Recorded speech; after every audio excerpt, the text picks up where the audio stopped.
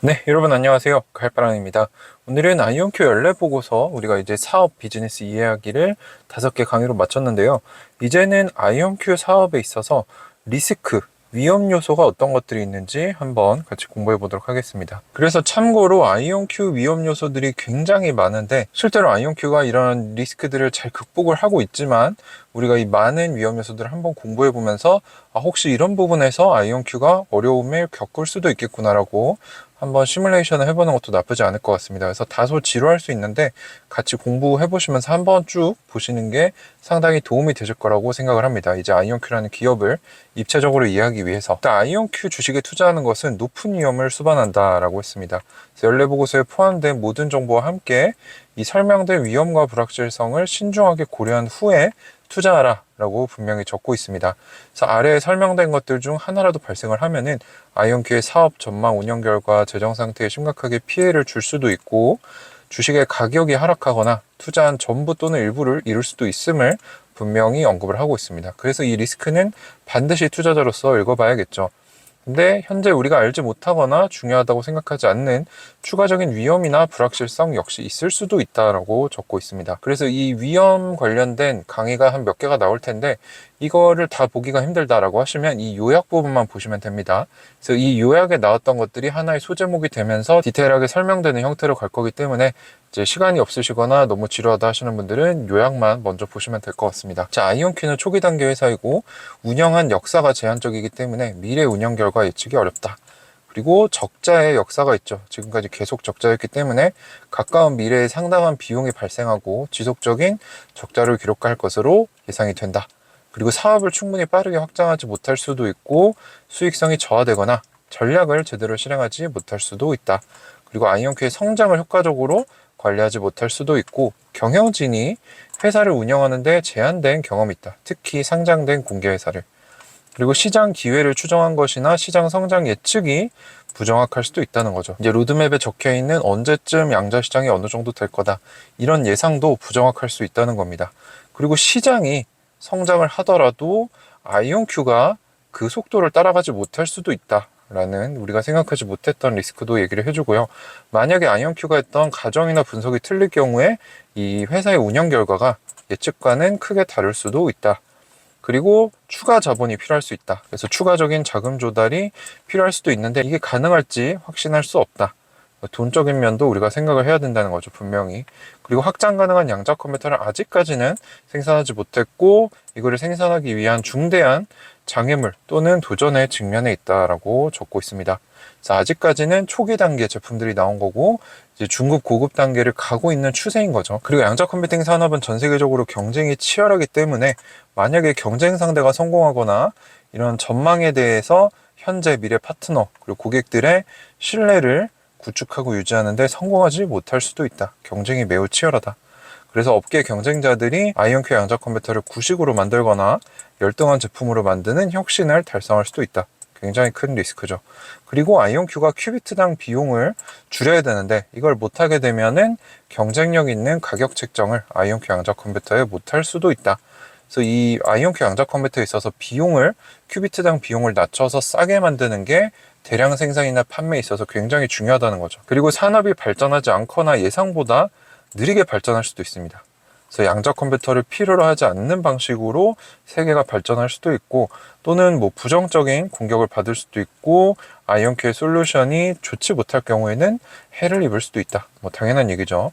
그리고 아이온큐의 양자 컴퓨터가 광범위한 양자 우위를 달성을 해야만 많이 팔릴 텐데 이걸 달성하지 못하면 해를 당할 수밖에 없을 것 같고 뭐 아이온큐의 양자 컴퓨터 자체에 문제가 있을 수도 있고 이제 이 양자 컴퓨터가 올라가게 되는 클라우드 또는 올라가게 도와주는 인터넷 인프라가 문제를 일으키면 또 매출에 해를 입을 수도 있겠죠. 그리고 이런 장비들 수입을 하는 데 있어서 공급망 문제를 겪은 적이 있고 이게 다시 발생한다면 부정적인 영향을 미칠 수가 있다. 그리고 아이온큐의 전략을 성공적으로 실행하거나 목표를 제때 달성하지 못할 경우에는 문제가 될 수 있을 거고요.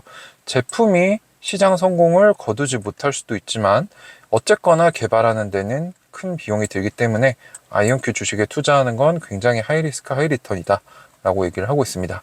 그리고 아이온큐는 공동 창립자들의 이런 기술, 그들의 특허에 상당히 크게 의존하고 있고 고위의 경영진이나 핵심 직원들을 유치하고 유지하는 능력이 굉장히 중요하다. 이거는 뭐 제가 유튜브에도 여러 번 말씀드렸던 사항이고요. 그 양자 컴퓨터에 대한 미래 공급 수요를 정확하게 추정할 수 없다. 그래서 이 아이온큐 사업에 있어서 비효율이 발생할 수도 있고 수익 창출 능력이 저해될 수도 있다라고 합니다. 그리고 이온 트랩 기술에 지금은 이테리움을 쓰는데 앞으로 바륨이라는 신규 원자를 쓴다고 했죠. 근데 이 원자를 충분히 적시에 비용 효율적으로 조달을 할 수 있어야 대량 생산을 할 수 있습니다. 근데 이걸 못하면 문제가 된다는 거죠. 근데 뭐 요거 같은 경우는 이미 바륨을 PNNL, 미국 태평양 국립연구소와 함께 조약을 맺어서 이쪽 이 연구소에서 바륨을 계속 지속적으로 공급받기로 했기 때문에 대량 생산을 하기 위해서 뭐 이 문제는 일단 해결이 됐다라고 볼 수 있을 것 같아요. 그래서 여기까지가 우리가 이제 위험 요소, 리스크들을 다루는 큰 강의 틀 안에서의 요약된 리스크들이고요. 이제 좀 상세적으로 들어가 보겠습니다. 먼저는 재무 상태, 그리고 초기 단계 회사로서의 위험이라는 대제목 하에 소제목들로 첫째 줄을 먼저 말씀을 드리고 그거에 대한 상세 설명을 밑에 말씀을 드릴게요. 그래서 아이온큐는 아직 초기 단계 회사이고 운영해본 역사가 제한적이라서 미래 운영 결과 예측이 어렵다. 그래서 여러 불확실성이 존재를 하고 있는데 이제 아이온큐가 수익을 창출하려면 이 알고리즘 큐비트가 점차 늘어나는 양자 컴퓨터를 개발 생산할 수 있어야 된다. 이게 핵심이라는 거죠. 그 능력에 수익 창출 능력이 크게 의존하게 된다. 핵심입니다. 그래서 아이온큐의 핵심은 뭐냐?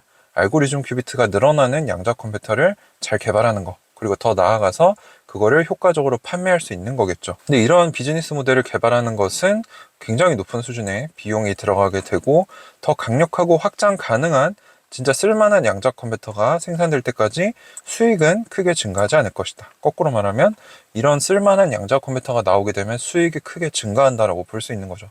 그리고 그 시점을 아이온큐 CEO인 피터 제프맨은 2025년에 64EQ로 보고 있기 때문에 뭐 이렇게 뒤집어서 보면은 수익성이 커지는 단계가 멀지 않았다라고 해석을 할 수도 있는 겁니다. 그리고 과거 결과는 미래 성과를 나타내는 지표로 여겨져서는 안 된다. 왜냐하면 워낙에 양자 컴퓨터가 새로운 시장이고 새로운 기술이기 때문에. 그리고 아이온큐의 사업의 성공은 궁극적으로 향후 몇 년뿐만 아니라 수십 년 동안 이루어질 기초 연구와 개발의 돌파구에 의존하고 있다. 그래서 연구 개발이 굉장히 중요하다는 거죠. 근데 이 연구 개발 이정표가 있긴 한데 예상대로 빨리 또는 전혀 달성되지 않을 수도 있다. 보장할 수는 없다라고 굉장히 조심스럽게 보수적으로 리스크를 얘기를 하고 있습니다. 자, 두 번째 소제목, 운영 손실, 적자의 역사가 있고 가까운 미래에는 상당한 비용과 지속적인 적자를 기록할 것이다. 그래서 아이온큐가 2022년 말에 거의 2억 달러, 2억 달러면 2천억이 넘는 누적 적자를 기록을 했고 지금은 훨씬 더 적자가 커졌겠죠. 그래서 이 양자 컴퓨터의 상당한 생산과 배송을 시작하기 전까지는 적자를 지속할 것이다. 그리고 2025년은 돼야 이 적자가 줄어들 것이다 라고 얘기를 하고 있습니다. 여기도 상당히 중요한 힌트죠. 그래서 아이온큐가 봤을 때 2025년쯤 되면은 양자 컴퓨터가 대량 생산되고 배송이 되게 되면서 적자가 줄어들고 수익성을 기록할 수도 있다.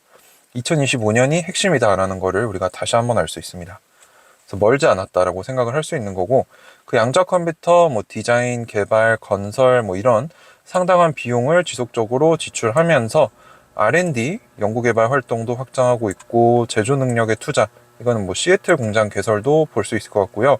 양자 컴퓨터용 구성품의 재고도 쌓고 판매 마케팅 활동도 하고 있고 유통 인프라 뭐 등등 이런 상당한 비용들이 늘고 있다는 거죠. 그리고 실제로 이거는 우리가 이미 실적 발표할 때마다 이 재무제표를 통해 확인을 할 수가 있습니다. 그래서 아이온큐의 R&D 비용, 뭐 일반 행정비, 영업 마케팅 비용 등이 계속 증가를 하고 있는데 이게 나쁜 거냐? 그렇지 않다는 거죠. 아이온큐는 이미 연례보고서에 이거를 명시를 해놨다는 겁니다.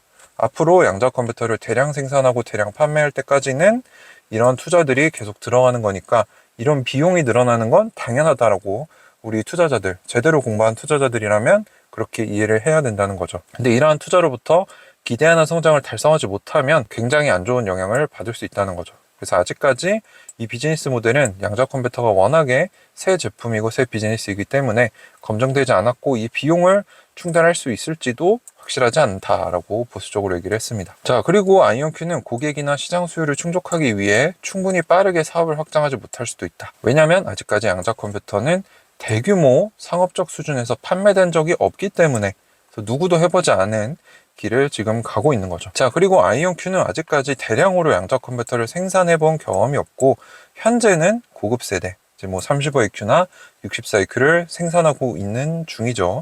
그래서 아무도 안 가본 길을 가고 있다. 그래서 고급 기술 산업에서는 이 제품을 개발, 생산, 마케팅, 판매, 유통하는데 중대한 기술적 물리적 도전이 있을 거다. 그리고 이뿐만 아니라 고객의 수요에 맞는 규모나 품질로 생산을 효과적으로 할 수 있을지도 아직 안 해봤기 때문에 모른다 라고 얘기를 하고 있습니다. 그리고 이 양자적인 구성품들 외에도 뭐 예를 들어서 양자 컴퓨터 전체 시스템을 100%라고 보면은 그 중에 아주 적은 비중만 양자적인 겁니다. 그래서 신기술이 들어가는 거는 굉장히 작은 부분이라는 거죠. 근데 그 외의 것들 90%는 이미 쓰이고 있는 광학, 전자, 반도체 산업에서 요소들을 조달을 해야 되는데, 이 확장 능력이 이런 것들이 제대로 조달이 안 되거나 공급망에 문제가 생기면 문제가 생길 수도 있다는 거죠. 그리고 이온 트랩 자체의 안정성이 기대보다 떨어지거나 제조가 우리 생각보다 어려울 수도 있다. 이런 이온 트랩들을 여러 개를 연결해야 큰 연산 용량을 가진 양자 컴퓨터를 만들 수 있는데, 이게 생각보다 더 어렵거나 불가능할 수도 있다는 거죠. 물론 지금 아이온큐가 이거 잘하고 있고, 4가지 단계 중에 포토닉 인터커넥트의 4가지 단계 중에 첫 번째는 달성을 했고, 3가지 단계를 2024년 안에 달성을 해서 연말에는 시연하겠다라고 했기 때문에 이 부분은 어느 정도 해결이 된 것 같습니다. 자, 그리고 이 아이온큐 제품 양자 컴퓨터의 설계 제조 결함이 있을 수도 있다. 왜냐하면 양자 컴퓨터는 본질적으로 복잡하기 때문에. 그래서 이 장기 성능을 평가할 수 있는 참고 자료가 제한적이기 때문에, 만약 아이온큐 양자 컴퓨터를 판매했는데 예상대로 작동하지 않을 경우, 이럴 경우에는 브랜드에 또는 판매에 부정적인 영향을 미칠 수도 있다는 거죠. 그래서 아직은 이 부분에 대해서 우리가 좀 모니터링 할 필요가 있겠습니다. 자, 그리고 성장을 효과적으로 관리할 수 있어야 되는데 그걸 못할 수도 있다는 거죠. 이런 성장, 확장을 위해서는 상당한 현금 투자와 경영 자원도 필요로 한다. 이게 쉽지 않다는 거고, 또 다양한 관할 지역에 나갈 수 있죠. 뭐 유럽으로도 나갈 거고, 미국에도 판매할 거고, 뭐 아시아 지역으로도 나갈 수 있고, 이렇기 때문에 그런 다양한 지역의 규제 요건을 준수해야 되는데, 이런 것들을 하기 위해서 들어가는 돈이나 직원들을 확보하고 유지하는데 상당한 자원이 들어가고 어려울 수도 있다는 겁니다. 앞으로 다양한 지역으로 판매 채널을 확대해 나갈 때. 그리고 경영진은 이 공개된, 상장된 회사 운영 경험이 제한적이다. 그래서 연방증권법의 보고 의무를 성공적으로 효과적으로 따라야 되는데, 그걸 못하면 이제 회사의 이미지나 뭐 이런 데에 문제가 생길 수도 있겠죠. 그래서 이런 회계 기준에 도달하기 위해서 예상보다 많은 비용이 들 수도 있다. 근데 뭐 아직까지는 잘하고 있는 것 같아요. 그리고 시장 기회나 이런 시장 성장 예측을 제3자가 해온 거를 가져온 게 있는데, 이게 부정확할 수도 있다라고 합니다. 왜냐면 이 부분이 상당히 중요한데, 양자 컴퓨팅에 있어서 대안이 나타날 수도 있고, 만약에 대안이 나타나면 양자 컴퓨터 시장 자체가 크게 작아질 수도 있다. 이게 이제 아이온큐에 있어서 가장 큰 리스크 중에 하나죠. 양자 컴퓨터를 능가하는 뭔가 대안이 나온다면 문제가 될 수도 있는 겁니다. 뭐 예를 들어서 고전 컴퓨터가 기하급수적으로 발전해서 양자 컴퓨터가 필요 없게 되는 상황이 오면 이게 아이온큐에 있어서는 최악의 시나리오가 되겠죠. 그리고 아이온큐는 시장 기회 크기나 성장률을 추정하기 위해서 컨설팅 회사들의 시장 보고서에 의존을 했는데, 저도 이제 유튜브에서 많이 말씀드렸던 맥킨지 거나 보스턴 컨설팅 그룹, 세계적인 컨설팅 펌들의 자료들을 가져와서 우리가 추정을 해봤지만 이것 역시 불확실할 수 있다는 거죠. 미래는 아무도 정확하게 예측할 수 없기 때문에. 그리고 말씀드렸다시피 고전 컴퓨터가 예상보다 더 강력하고 오래 발전하게 되면은 이제 양자 컴퓨터가 양자 우위를 언제 또는 달성할 수 있는지에 대해 부정적인 영향을 미칠 수가 있다. 이게 가장 큰 리스크 중에 하나다라고 볼 수가 있겠습니다. 자, 그리고 아이온큐가 경쟁하는 시장이 예측된 성장을 하더라도 아이온큐는 성장하지 못할 수도 있다. 근데 아이온큐가 성장을 하려면 이 제품, 양자 컴퓨터를 충분한 양, 그리고 좋은 품질로 시기적절하고 비용 효율적인 방식으로 제조를 확대해야 된다.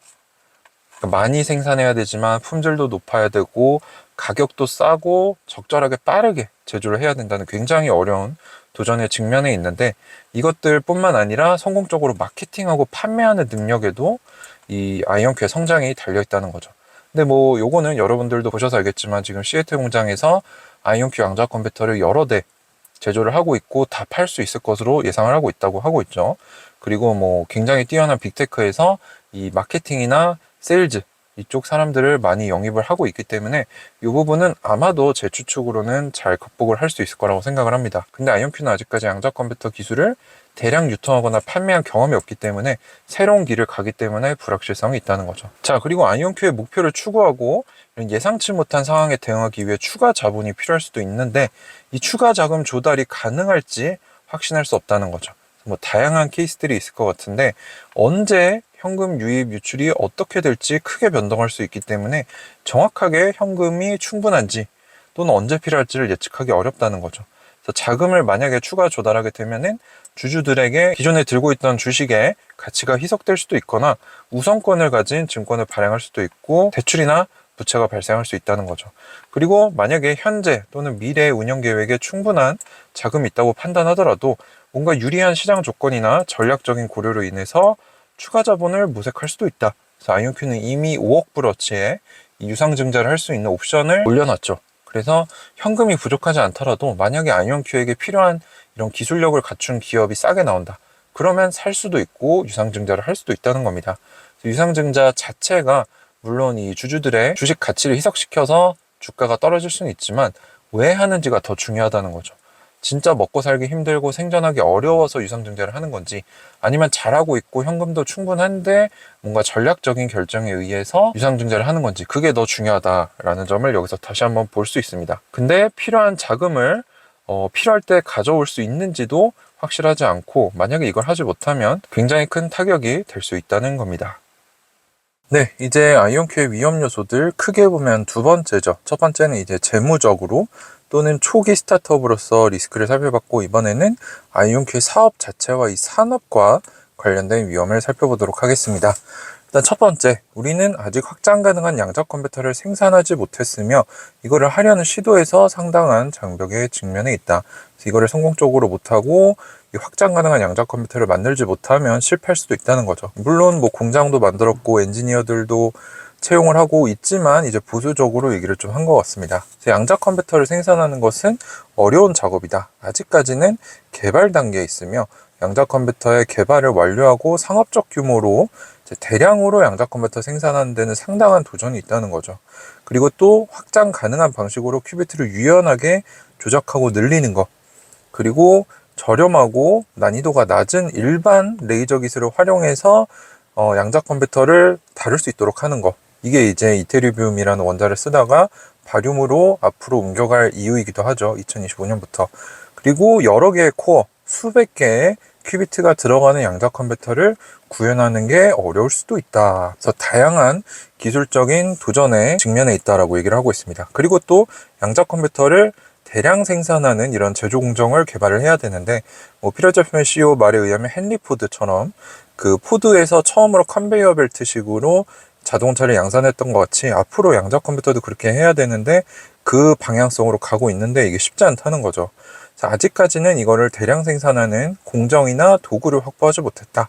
노력하고 있다. 그리고 그것을 달성하더라도 양자 컴퓨터의 비용과 성능 등 이런 것들이 예상에 미칠 수 있어야 된다라고 해서 쉽지 않은 도전이다라고 얘기를 해주고 있습니다. 그리고 글로벌 차원에서 양자 컴퓨팅 산업은 경쟁이 치열하다. 그래서 우리가 여기서 성공하기 위해서는 이 경쟁에서 살아남아야 되는데 어떤 경쟁사들이 있는가? 여러분도 아시다시피 구글, 마소, 아마존, 인텔, IBM을 포함하는 대형 기업들, 대형 빅테크들, 그리고 국가들도 있습니다. 국가들이 이렇게 엄청난 돈과 인력을 퍼부어서 양자 컴퓨터를 개발하고 있는데 아이온큐에게 위협이 될 수도 있고요. 덜 알려진 공공민간 기업들도 있고 신흥 기업들, 신생 기업들도 있다. 근데 이런 빅테크들은 훨씬 더 큰 브랜드인지도 고객관계, 재정적, 기술적 및 기타 자원, 숙련된 판매 인력, 정교한 공급망 관리 등 아이온큐보다 앞서는 것들이 많기 때문에 쉽지 않다는 겁니다. 경쟁하는 것이. 그리고 국가적인 차원에서 만약에 중국이 조 단위로 돈을 때려버리면 아이온큐가 어려워질 수도 있다는 거죠. 그래서 이런 경쟁자들 중에 다수는 아이온큐가 직면했던 문제들을 겪지 않고 있을 수 있다. 그리고 그들의 다른 제품을 묶어서 만약에 양자 컴퓨터만 파는 게 아니라 이거 사면 우리가 또 이런 거 해줄게. 이런 식으로 해서 아이온큐의 솔루션을 방해할 수도 있다는 거죠. 그래서 이런 것들도 우리가 생각을 좀 해놔야 됩니다. 자, 그리고 이 양자 컴퓨터 자체 말고도 이런 클라우드나 연구 개발 활동, 시설, 인터넷, 인프라에서 장애나 절정, 결함 등 이런 품질 문제를 경험한 바가 있고 앞으로도 있을 수 있다는 거죠. 아이온큐의 비즈니스는 양자 컴퓨팅 시스템의 가용성에 의존을 한다.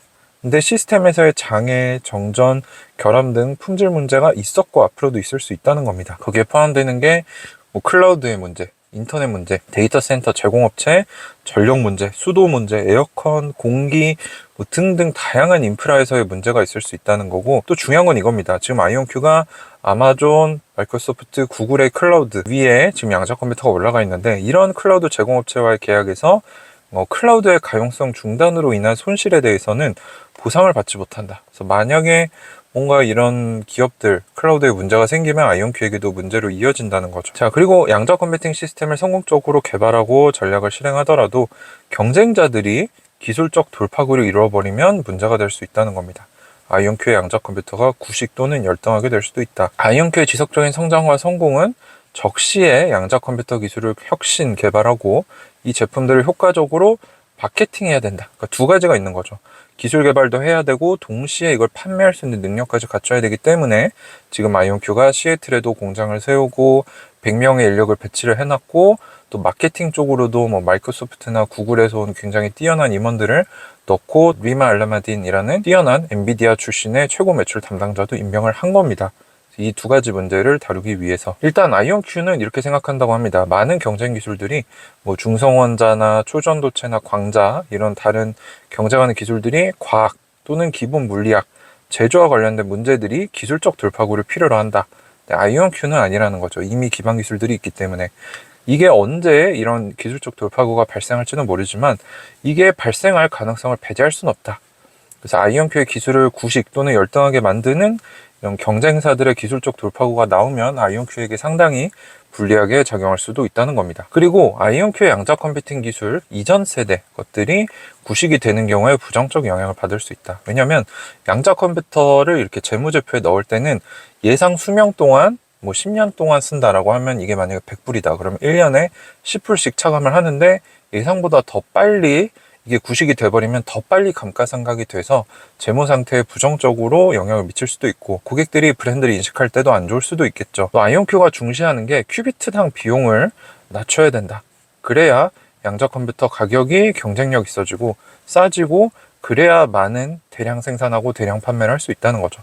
근데 요거를 집중하고 있는 거는 지금 아이온큐밖에 없습니다. 다른 기업들 실적 발표나 이런 어닝콜 저랑 같이 공부하시잖아요. 보시면 항상 기술 개발에 집중이 돼 있지, 뭐 이런 제조 공정이나 어떻게 하면은 좀 더 상업화를 잘할까, 어떻게 하면은 이 큐비트당 비용을 낮춰서 양자 컴퓨터 자체의 가격을 낮출까, 요걸 고민하는 데는 제가 봤을 때는 아이온큐밖에 없어요.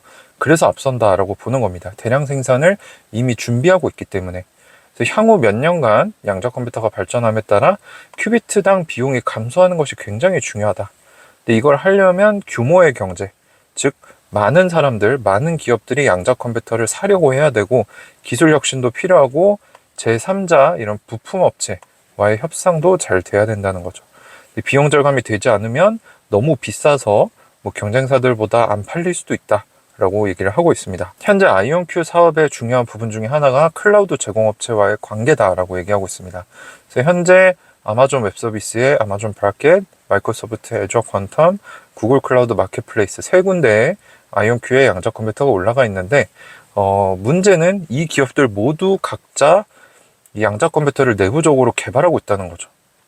그래서 만약에 클라우드 업체들이 경쟁 제품에 뭐 특권을 준다거나, 또는 뭔가 이 다른 것들을 합쳐서 경쟁 제품을 싸게 팔게 해준다거나, 또는 아이온큐한테 어떠한 형태의 이런 불리한 그런 것들을 준다면 아이온큐가 불리해질 수 있다는 거죠. 그리고 또 이런 클라우드 업체들이 경쟁 기술을 보유한 업체들을 인수하거나 파트너십을 체결해 버리면 경쟁 기술이 더 뜰 수도 있다는 거죠. 그래서 클라우드 업체와도 영원히 파트너가 아니라는 겁니다. 그들도 각자 양자 컴퓨터에 눈독을 들이고 있고 개발하고 있기 때문에.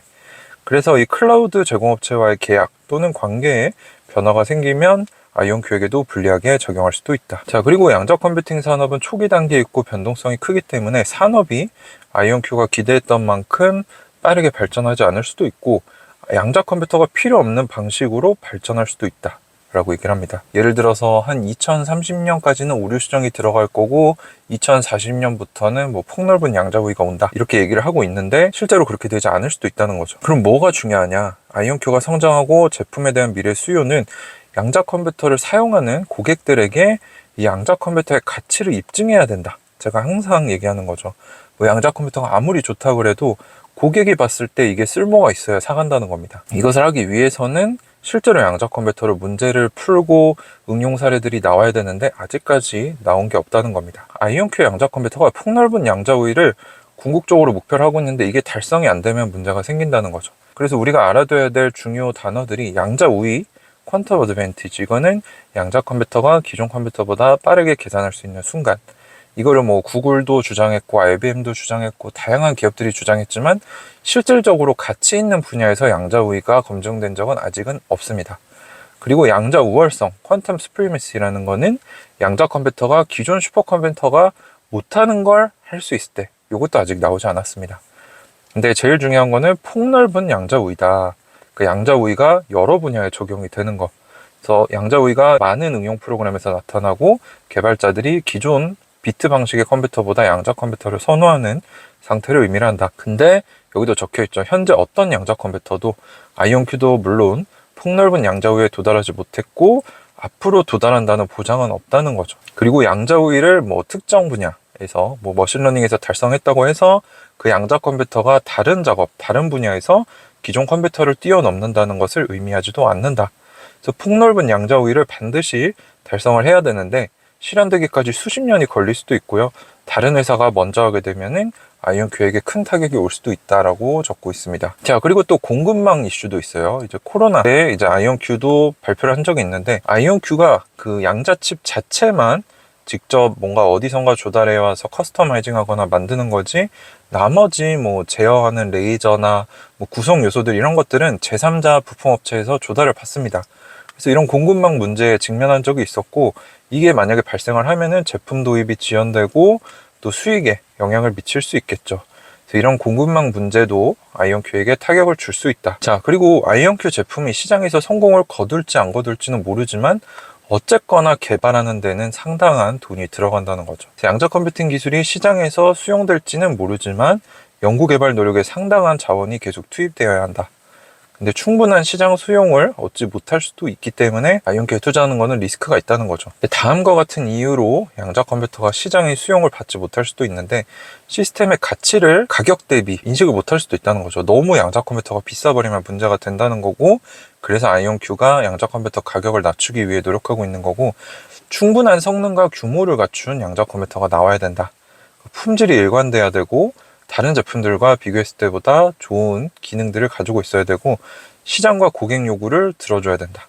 결함, 오류, 실패가 있으면 안 되고 홍보도 잘 해야 되고 구글이 양자 우위를 선언했을 때 IBM이 나와서 저건 제대로 된 양자 우위가 아니다라고 공격해서 깎아내려 버렸는데 그것처럼 아이온큐가 좋은 제품을 내놨을 때 경쟁사들이 어떻게 반응하느냐도 중요하다는 거죠. 아이온큐가 아무래도 작은 기업이기 때문에 만약에 구글이나 IBM 같은 데서 쟤네 완전히 뻥이야, 저 거짓말이야 이렇게 얘기를 해버리면 팔릴 제품도 안 팔릴 수도 있다는 겁니다. 그리고 경쟁기술이 앞서가면 또 문제가 될 수 있겠죠. 자, 그리고 아이온큐는 초기 단계에서 뭐 창립자들을 포함해서 핵심 직원들에게 크게 의존을 했는데 이제 과학을 연구하는 회사에서 제조하는 엔지니어링 회사로 변화하면서 이런 뛰어난 인재들을 유지하는 능력이 굉장히 중요해졌다는 거죠. 그래서 미래의 성공은 뛰어난 경영진, 핵심 직원, 유능한 인재, 전문 지식을 가진 직원들을 유치하고 새로 데려오고 유지하는 능력에 달려있다. 이게 제가 항상 강조하는 바죠. 매달 이 직원들 동향 살펴보면서 뛰어난 직원들이 계속 들어오는가, 유지가 되는가 이걸 보고 있다는 겁니다. 자, 왜냐면 이 아이온큐가 더 성장하고 잘 알려짐에 따라 경쟁사들이 직원들을 빼내갈 수 있기 때문에 그리고 이 고도로 자격을 갖춘 뛰어난 인재들을 계속 데리고 오고 유지하는 건 어렵다고 합니다. 왜냐하면 그런 인재들 자체가 적기 때문에. 그리고 이미 아이온큐와 경쟁하는 기업들, 뭐 구글이나 IBM이나 이런 회사들은 엄청난 돈과 자원을 가지고 있기 때문에 인력 유치에 있어서도 아이온큐가 불리할 수 있다라고 분명히 적고 있습니다. 그래서 우리가 매월 아이온큐 인재 동향을 파악하고 뭐 유입되는 인재들은 어떤가, 유출되는 사람은 없는가, 요거를 체크를 하고 있는 거죠. 아이온큐가 잘하고 있는지 힌트를 얻기 위해서. 자, 그리고 양자 컴퓨터의 미래 공급 수요를 정확하게 예측하기가 어렵다라고 합니다. 이게 왜 중요하냐?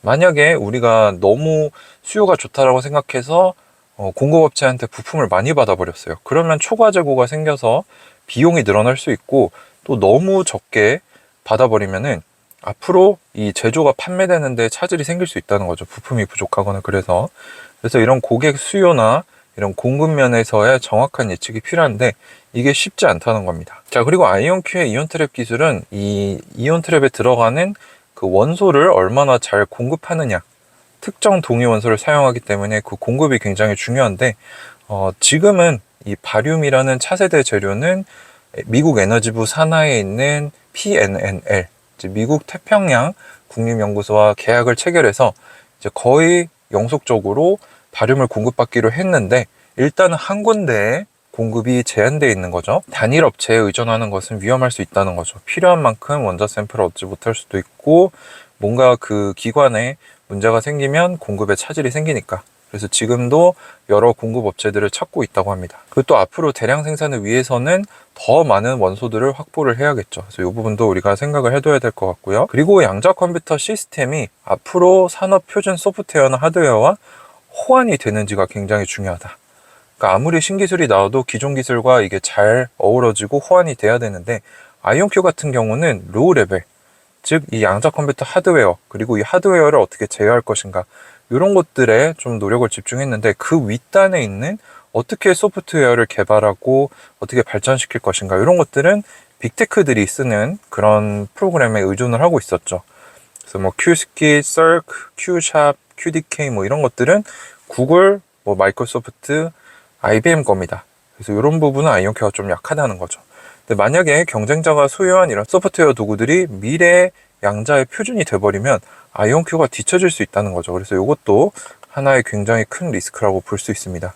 자, 앞으로 아이온큐가 지금은 하드웨어 쪽 또는 그 하드웨어와 근접한 부분에 집중을 하고 있지만, 앞으로 이 시장이 커짐에 따라서 소프트웨어와 이런 개발 도구 쪽도 신경을 써야 된다는 거죠. 근데 아이온큐가 이걸 알고 있기 때문에 어느 정도 대응을 할 거라고 생각이 됩니다. 자, 그리고 전략적인 파트너십을 더 만들고 유지하고 이렇게 해야 되는데, 왜 그러냐? 이 파트너십을 통해 아이온큐의 양자 분야가 아닌 뭐 현대자동차의 자동차 분야 전문 지식 확보가 필요하고, 판매 및 마케팅 채널도 확보를 해야 되고, 그 회사가 쓰는 장비나 시설도 아이온큐가 간접적으로 쓸 수 있는 거죠. 그리고 궁극적으로 파트너십을 통해 그 고객한테 양자 컴퓨터를 판매하고 이런 서비스를 판매할 수 있으니까 수익 창출에 중요하다. 그래서 파트너십을 늘려가는 게 중요하다라고 얘기를 하고 있습니다. 자, 그리고 고객이 이 양자 컴퓨터를 통해서 유용한 양자 알고리즘을 만들고 그걸 통해서 가치를 발생을 시킬 수 있어야 아이온큐가 성공할 수 있다는 거죠. 그래서 이 각각 뭐 현대자동차나 에어버스나 뭐 자파타나 이런 기업들과 함께 그들의 비즈니스에 특화된 양자 알고리즘을 개발, 테스트, 실행하기 위해서 파트너십을 맺었다. 이걸 하려면 아이온큐도 잘해야 되지만 고객 자체도 이걸 할 수 있는 자체적인 인력이나 능력이 돼야 된다는 거죠. 근데 시장에 이런 양자 기술을 갖춘 핵심 인력들을 충분히 양성을 해놓지 않으면 이런 기업들도 하기가 어렵다는 겁니다. 시장에 인재들이 많아야 된다는 거죠. 그래서 항상 뭐 김정선 교수님도 전에 많이 말씀하셨지만, 양자 생태계가 커지고 이 양자와 친숙한 사람들, 전문가들이 많아져야 양자 기업들이 잘 될 수 있다. 왜냐하면 고객들도 그런 사람들을 채용을 해서 이제 양자 기업들과 협력을 해서 본인들이 가진 문제를 해결할 수 있는 이런 방향을 갈 수 있으니까, 양자 생태계가 커져야 되고, 또 고객들을 잘 유치를 시켜서 관심을 갖게 해서 이 양자적인 방법으로 문제를 풀 수 있게 하는 게 굉장히 중요하다. 아직은 이런 노력이 많이 부족한 거죠. 자, 그래서 제가 이 내용들을 조금 사족이라고 보이는 것들은 최대한 줄이고 있는데도 내용이 생각보다 굉장히 깁니다. 어쨌거나 제가 말씀드리는 내용들은 제가 보기에 중요한 것들이니까 같이 숙지를 해주셨으면 좋겠고요. 사업, 산업과 관련된 리스크는 1부 여기서 마치고 2부에서 마무리하고 다음 리스크로 넘어가도록 하겠습니다. 그래서 이 리스크 부분이 이 연례 보고서에 있어서 가장 큰 비중을 차지합니다. 근데 우리가 투자하는 거는 큰 수익을 얻기 위함인데 리스크를 알고 투자를 해야겠죠. 그래서 이 부분이 살짝 지루할 수 있는데 여러분들 같이 저와 함께 공부하시면서 숙지를 해두시는 것이 좋겠습니다. 자, 계속해서 사업 산업과 관련된 아이온큐가 가지고 있는 리스크에 대해서 얘기해 보도록 하겠습니다. 일단 아이온큐의 매출은 일부 고객들에게 집중되어 있다. 그래서 이러한 고객들이 계약을 해지하거나 인수합병으로 이들을 잃게 되면 매출이 크게 감소할 수 있다라고 언급을 하고 있습니다. 뭐 일례로 지금까지 가장 큰 매출을 내준 곳이 스위스의 퀀텀 바젤과 미 공군 연구소 정도가 있죠. 그래서 굉장히 소수 고객에 굉장히 큰 매출을 내고 있다. 높은 매출 집중도를 가지고 있고 앞으로도 상당한 매출 집중을 경험할 것으로 예상이 된다. 그래서 고객과의 관계가 끊기거나 이러면 사업에 악영향을 미칠 수 있고 고객의 요구사항을 잘 충족해야 될 거고 제품을 고객에게 인정받지 못하면 매출에 부정적인 영향을 받을 수 있겠죠. 그래서 주요 고객 한두 곳을 잃으면 큰 타격이 올 수 있다. 뭐 이거에 대해서 많은 분들이 여러 얘기들을 하세요. 이제 왜 빅테크들이나 수많은 기업들이 이렇게 뛰어지지 않냐? 아이온큐를 향해서 뭐 거기에 대한 답변은 아직 아이온큐에 뭐 한 150억, 200억 하는 양자 컴퓨터가 아직까지 한 5, 6억밖에 안 하는 엔비디아 GPU와 성능이 비슷하기 때문이다. 변곡점이 되는 거를 2025년 64EQ로 보고 있죠. 그래서 아마 그때가 돼봐야 이게 진짜 아이온큐에게 큰 매출이 발생하는지 확인을 해볼 수 있을 거고 그 전까지는 진짜 모험심 많거나 아니면 정부 뭐 이런 국책 사업 위주로 돈이 들어오기 때문에 고객들이 형성이 되기 때문에 일부 고객들에게 매출이 집중되고 있습니다. 자, 그리고 아이온큐의 미래 성장과 성공은 부분적으로 정부 기관과 대기업에 효과적으로 제품을 판매할 수 있는 능력에 달렸다. 그래서 정부 기관과 대기업 이 두 군데를 집중적으로 놓고 아이온큐가 영업을 할 생각인 것을 우리가 알 수 있죠. 그래서 굉장히 중요한 힌트이고 이러한 고객들에게 제품을 판매할 수 있는 능력이 상당히 중요한데 여기에 있어서 어려움이 있다는 거죠. 첫 번째로는 이 고객이 가지는 증가된 구매력과 영향력이 있기 때문에 아무래도 아이온큐 측이 의리될 확률이 좀 있다는 거고 상당한 시간과 자원을 들여도 잠재 고객이 제품이나 이 아이온큐의 제품이나 서비스를 구매하지 않기로 해버릴 수도 있다. 뭐 소위 말해서 갑질을 당할 수도 있다는 거고 또 정부 같은 경우는 계약을 조기 종료할 수도 있고 그런 권한이 포함되어 있다고 합니다. 그래서 뭐 정부와의 계약에서 얼마 정도 수익이 날 것 같다 했는데 실제로는 예상 수익과 실제 수익이 다를 수 있다는 거죠. 그리고 이 미국 정부와의 계약을 하면은 다른 나라 정부와 거래하는 것을 제한하거나 다른 국가에서 제품을 판매하는 것을 이제 뭐 정치적으로나 안보적으로 방해할 수도 있다. 그리고 정부 기관과 대기업들은 보통 긴 평가 과정을 거쳐서 계약이 이루어지기 때문에 긴 판매 주기를 갖는다. 그리고 여러 단계의 이런 특정 조건을 충족을 해야 되기 때문에 오래 걸린다는 거죠. 그리고 실제로 여기 들어가는 비용도 많기 때문에 예상 수익과 계약 수익이 다를 수 있다. 뭐 이런 리스크들을 이제 아이온큐가 집중적으로 공략하고자 하는 정보기관이나 대기업이 가지고 있다고 합니다. 자, 또 이런 뭐 예산 제약이나 승인 및 예상치 못한 행정적 처리 및 기타 지연의 대상이 될 수 있다. 그리고 뭐 이런 정부나 대기업들은 공급업체가 즉 아이온큐가 더 큰 위험을 감수할 것을 요구한다. 뭐 이것도 어떻게 보면 갑질이라고 볼 수 있겠죠. 그리고 또 아이온큐는 뭐 아시다시피 미 공군 연구소 같은 곳에서 큰 매출을 내기 때문에 정부의 국방 지출 변화에 굉장히 큰 영향을 받습니다. 그래서 이 미국 정부가 전체 예산을 어떻게 짜는가 또 이 양자 분야에 대해서 얼마나 투자할 것인가 이거에 아이온큐가 굉장히 큰 영향을 받는다는 거죠. 현재도 정부기관에서 큰 매출을 내고 있기 때문에 그래서 국방 지출의 상당한 감소는 아이온큐에게 상당히 큰 장기적인 부정적인 결과를 초래할 수 있고 만약에 정부의 우선순위나 요구사항에서 이 양자가 빠져버리면 또 아이온큐한테 타격이 될 수 있기 때문에 미국 정책이나 뭐 이런 국방적인 면에서도 굉장히 아이온큐가 밀접한 관련을 갖습니다. 요거를 이해를 하셔야 되고요. 자, 다음으로 국내 또는 국제 정부 또는 주정부 기관과의 계약은 여러 도전과 위험이 있다. 이런 정부 계약 입찰 과정은 경쟁이 치열하고 비용도 많이 들고 시간이 많이 소요되고 상당한 비용과 시간을 선투자해야 되는데 이게 실제 매출로 이어지지 않을 수도 있다는 거죠. 굉장히 치열하고 어렵다. 근데 일단 이 큰 흐름을 보면 미국은 2021년에 양자 사이버 보안 준비법을 통과를 시켜서 이제 외국의 양자 기반 공격으로부터 보호하고 국내에서 양자 컴퓨팅 역량을 개발하기 위한 노력을 기울이고 있고 22년 5월에는 바이든이 양자 컴퓨팅에서 미국 리더십을 지원하기 위해서 지침을 발표한 바가 있고요.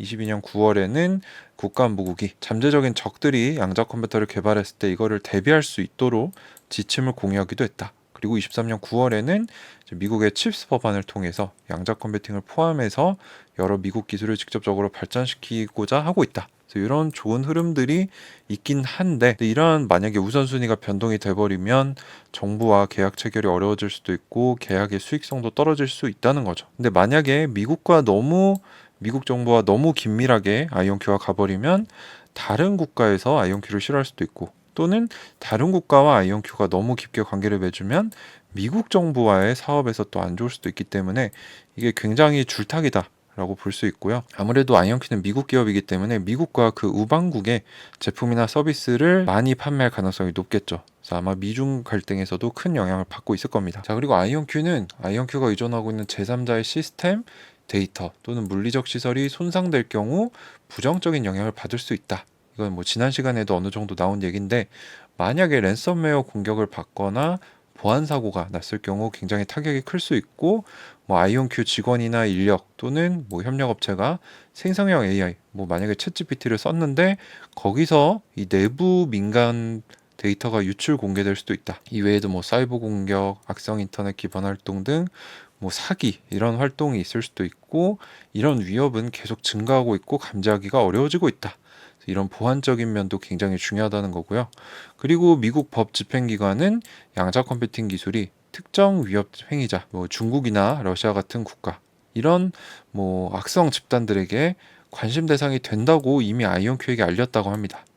그래서 이런 국가 행위자들의 중국, 러시아에 직접적인 표적이 되었을 수도 있고 앞으로 그럴 가능성도 있기 때문에 위험할 수도 있다는 거죠. 자, 그리고 전쟁 및 주요 갈등 시기에 아이온큐가 더 타격이 클 수 있는 게 이런 보복성 사이버 공격이 올 수 있고 양자 컴퓨팅이 중요한 기술이기 때문에 아이온큐에 부정적인 영향이 더 클 수도 있다.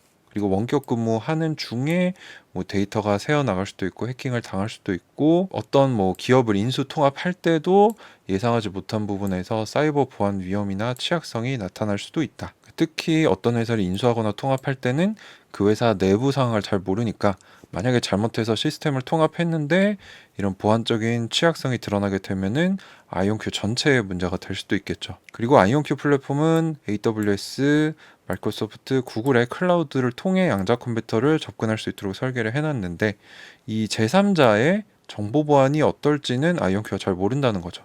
물론 잘 갖춰놨겠지만 만약에 이 제3자 서비스 제공업체가 보안 사고가 나거나 어떠한 이유로 서비스 중단을 경험하면 아이온큐에게도 나쁜 결과가 올 수도 있다. 물론 그런 부분에 대해서 손해배상을 받을 수 있지만 이 배상이 충분하지 못하거나 못 받을 수도 있다라고 적고 있습니다. 그래서 이 제3자한테 의존하는 게 안 좋을 수도 있다는 거고 또 보안 사고를 방지하기 위해서 아이온큐 내부적으로 상당한 자원을 소비하거나 비즈니스 활동을 수정할 수 있는데 이게 이제 경쟁에 있어서 뒤처지는 요인이 될 수도 있다는 거죠. 자, 그리고 산업 또는 세계 경제 좀 더 큰 이런 상황에서의 불리한 상황은 아이온큐에게 문제가 될 수 있다. 코로나19, 팬데믹, 그리고 우크라이나, 이스라엘 및 세계 다른 지역의 지정학적 긴장 등 전쟁, 테러도 멀어 보이지만 아이온큐와 다 연관이 돼 있다는 거죠. 뭐 여기서 오는 인플레이션이나 공급망 문제나 이런 것들이 아이온큐에게 직접적으로 타격을 줄 수 있다는 겁니다. 일례로 지금 인플레이션이 굉장히 높은데 이 인플레이션 증가는 아이온큐의 노동, 직원 복지 비용을 포함한 비용이 증감으로써 수익성에 악영향을 주고 있고요. 또 고객의 운영 비용도 증가를 시켜서 고객 예산을 깎아버리고 아이온큐 양자 기술 개발에 대한 수요가 줄어들 수도 있다는 거죠. 그래서 양자 컴퓨터 살 기업들도 만약에 인플레이션으로 타격이 있으면은 양자 컴퓨터를 안 살 수도 있다. 그리고 인플레이션 때문에 뭔가 이런 이자, 대출에 대한 이자도 증가해서 문제가 될 수가 있고 또 현재 또는 잠재적인 미래 고객이 현금 흐름 문제를 경험하게 되면은 아이온큐 제품 서비스 구매 계획을 수정, 지연 또는 취소할 수 있다. 그리고 고객이 샀는데 충분한 수익을 창출하지 못하면 대금을 못 받을 수도 있다는 거죠.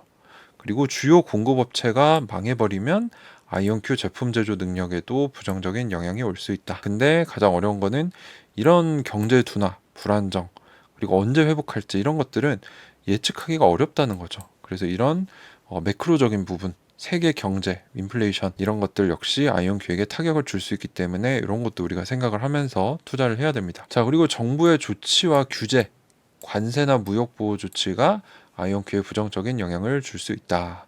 왜냐하면 일단 미국과 중국이 사이가 좋지 않죠. 그래서 이런 정치적인 문제 때문에 미국과 중국이 서로에게 굉장히 큰 관세를 물고 있는데 이게 아이온큐에게도 문제가 될 수 있다는 거죠. 그래서 미국 정부는 고급 컴퓨팅과 관련된 최종 사용 제한을 포함해서 중국 또는 적대적인 국가에 대한 물품 서비스 제공에 대해서 제한을 걸고 있다는 거죠. 그래서 앞으로 이쪽 부분 이런 곳에서 중국이나 기타 국가에서는 매출 내기가 어려울 수도 있다는 거고 관세를 이제 아이온큐가 먹을 수도 있다는 겁니다. 그리고 특히 중국 정부는 중국 경제를 상당히 통제하고 있는데 아이온큐의 중국 공급업체에 부정적인 영향을 미칠 수 있다.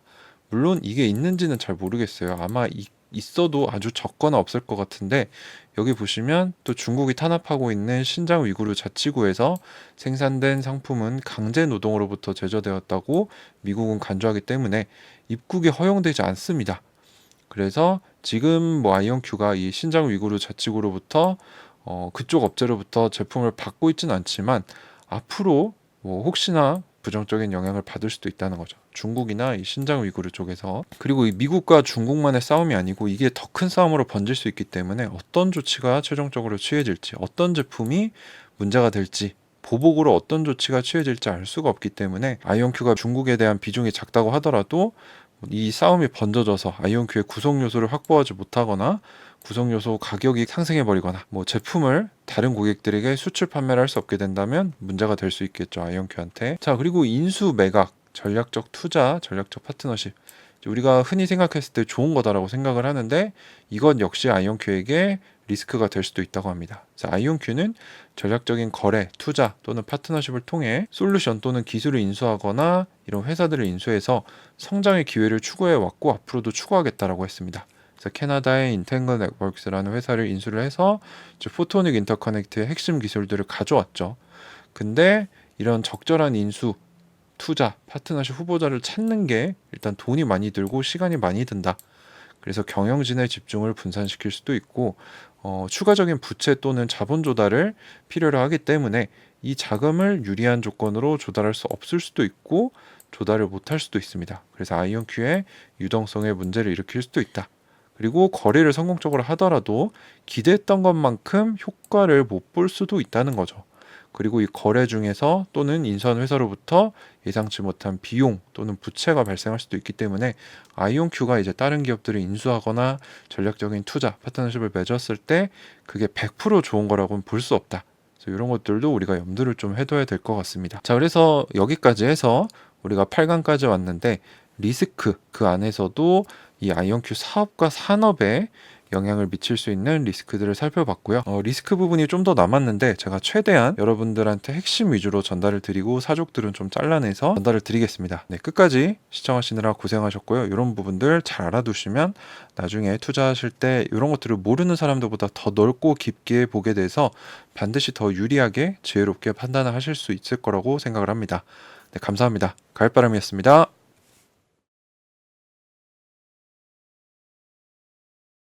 여러분들 보시기에 네, 아이온큐의 위험 요소들 중에 이제는 국제적 확장이나 미래 운영과 관련된 위험을 살펴보도록 하겠습니다. 우선 아이온큐의 성공은 부분적으로 국제 판매 확장 능력에 달려있기 때문에 사업은 국제 운영과 관련된 위험에 취약할 수 있다라고 하고 있습니다. 그래서 우리도 알다시피 미국, 캐나다, 이스라엘의 사무소와 직원을 가지고 있고 최근에는 유럽 쪽, 독일, 그리고 스위스 퀀텀 바젤 쪽으로도 확장을 했죠. 그래서 앞으로도 이러한 국제시장에서 판매, 운영 존재감을 개발하고 새로운 지역에 사무소를 여는 이런 국제 운영을 계속 확장할 것이다 라는 힌트를 얻을 수 있었고요.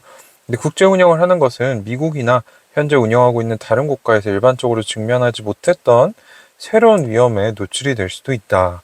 그래서 거기에 오는 거는 뭐 외국 법률, 법적인 기준, 개인정보보호, 사이버 보안, 규제, 관세 등등 수많은 것들을 충족을 해야 되기 때문에 이게 쉽지 않을 수도 있다는 거고, 외국에서 지적재산권을 보호하는 데 있어 미국과 다르거나 어려울 수도 있다는 거, 그리고 현지 고용법을 따라가는 게 쉽지도 않을 수도 있고, 이제 미국 외부에서 양적 컴퓨팅 관련된 이런 고도로 숙련된 인력 리더들이 필요한데 이런 사람들을 뽑는 게 쉽지 않을 수도 있다.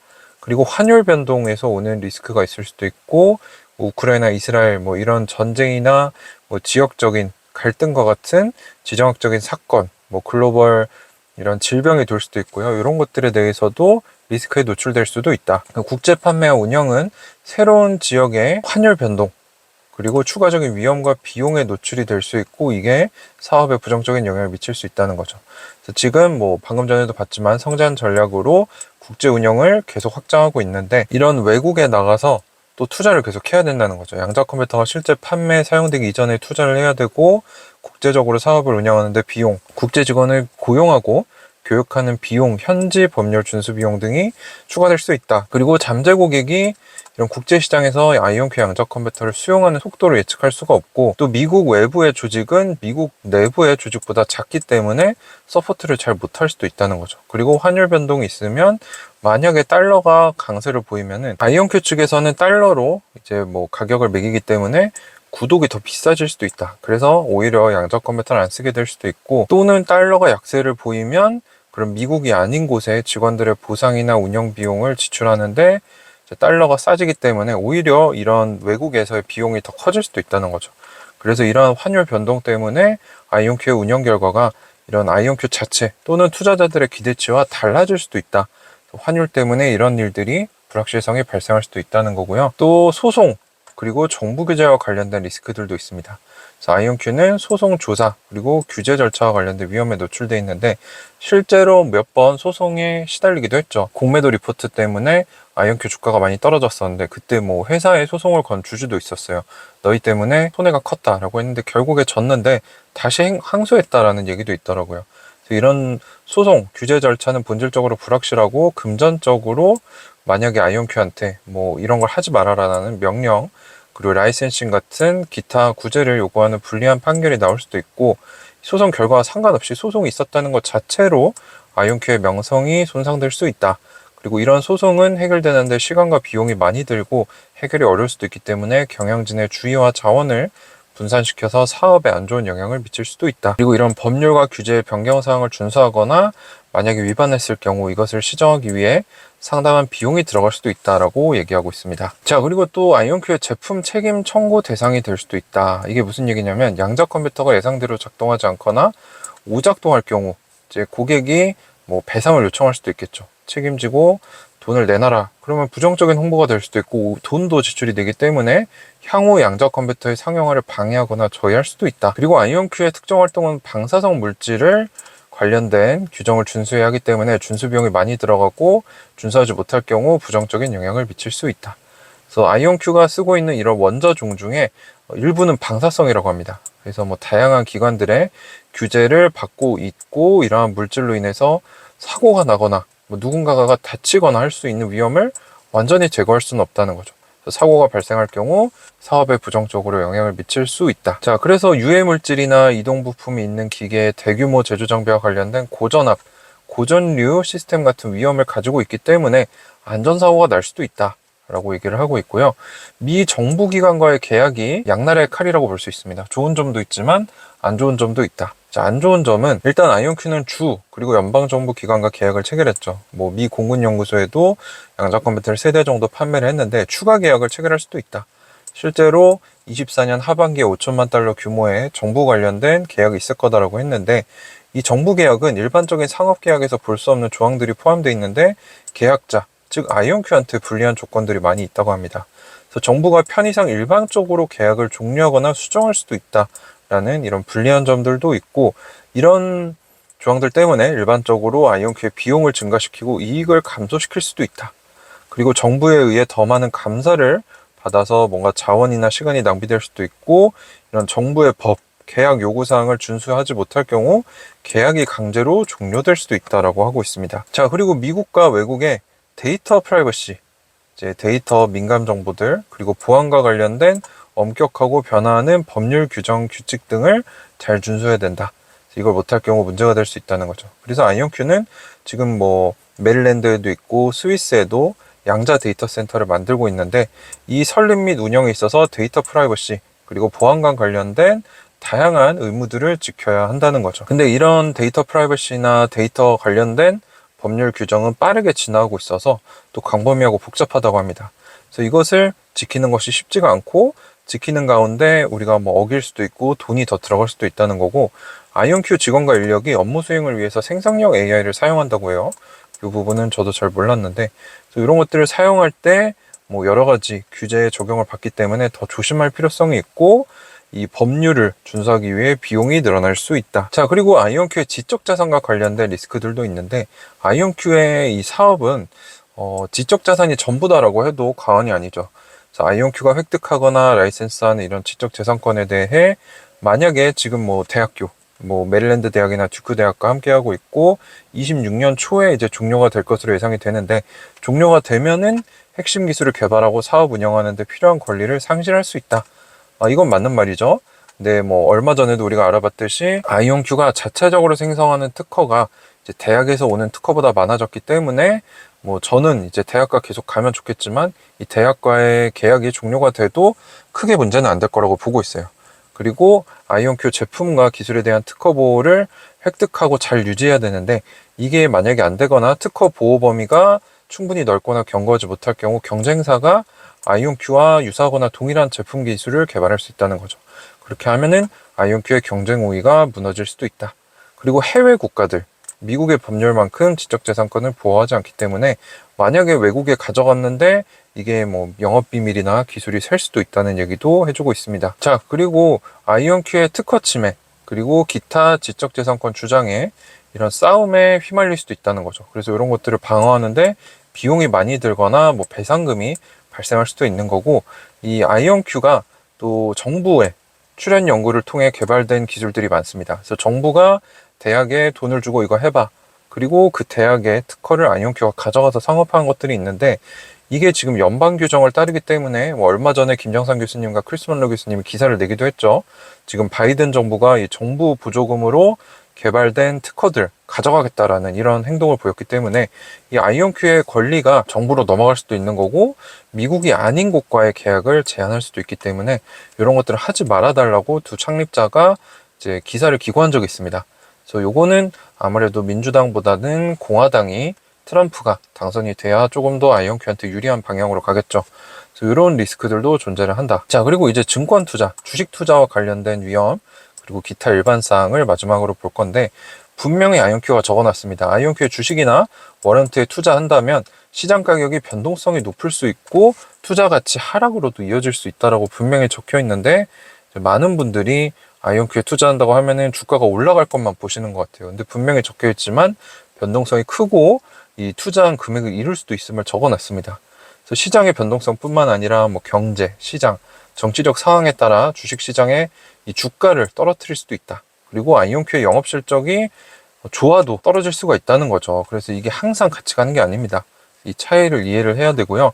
주가에 영향을 줄 수 있는 이벤트들 너무나 많은데, 뭐 분기별 영업 결과가 어떻게 나오느냐에 따라, 또는 뭐 배당금이 지급되느냐에 따라, 경영 인사 또는 주요 인사들이 추가되거나 이탈할 경우, 연구 보고서에 대한 발표, 그리고 아이온큐나 다른 회사들에 대한 소문 및 시장 추측이 나왔을 경우, 그 공매도 보고서가 나왔을 경우, 소송이나 정부 조사, 그리고 아이온큐에 영향을 미치는 법률이나 규정의 해석 또는 시행되거나 변경되는 경우, 그 아이온큐가 추가적으로 부채를 발생시키거나 증권 발행을 했을 때 시장이 부정적으로 반응할 수도 있는 거고요.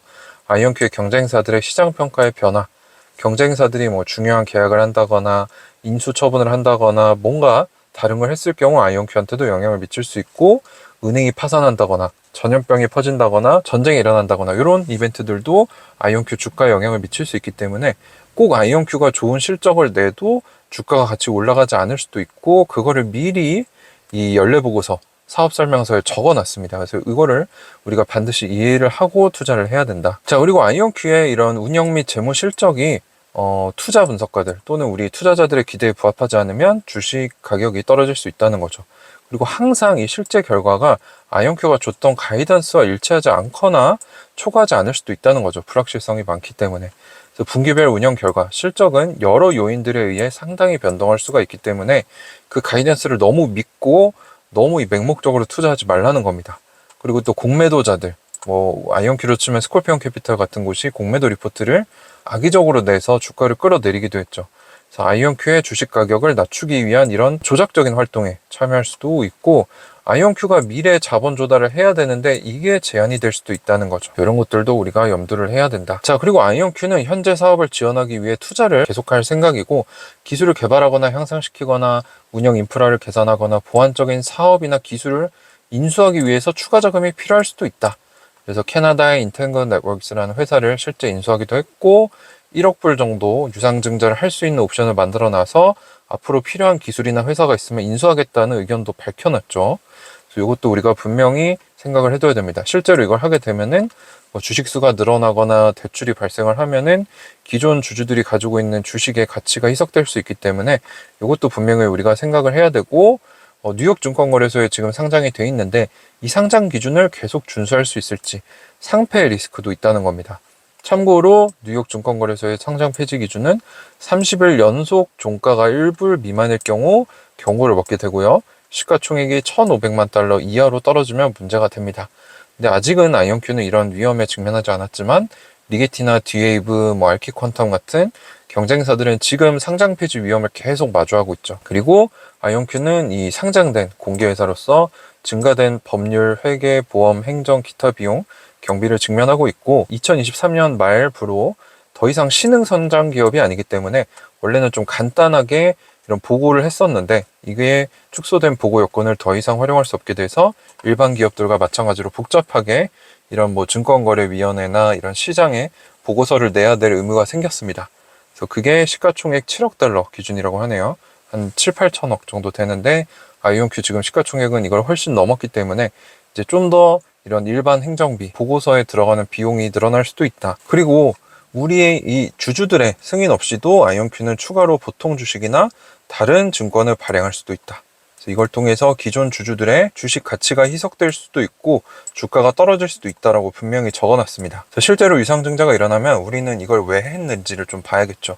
현금이 부족해서 생존 문제로 한 거라면 진짜 문제가 되는 거고 현금은 충분한데 사업을 넓히고 필요한 기술을 인수하기 위해서 유상증자를 했다. 그러면 좋은 걸로 볼 수 있는 거죠. 자, 그리고 아이온큐가 하나에 11불 50센트를 주면 보통주로 바꿀 수 있는 워런트도 같이 발행을 했는데 아마 이거 듣고 계시는 분들 중에는 워런트 가지고 있는 분들 거의 없으실 거예요.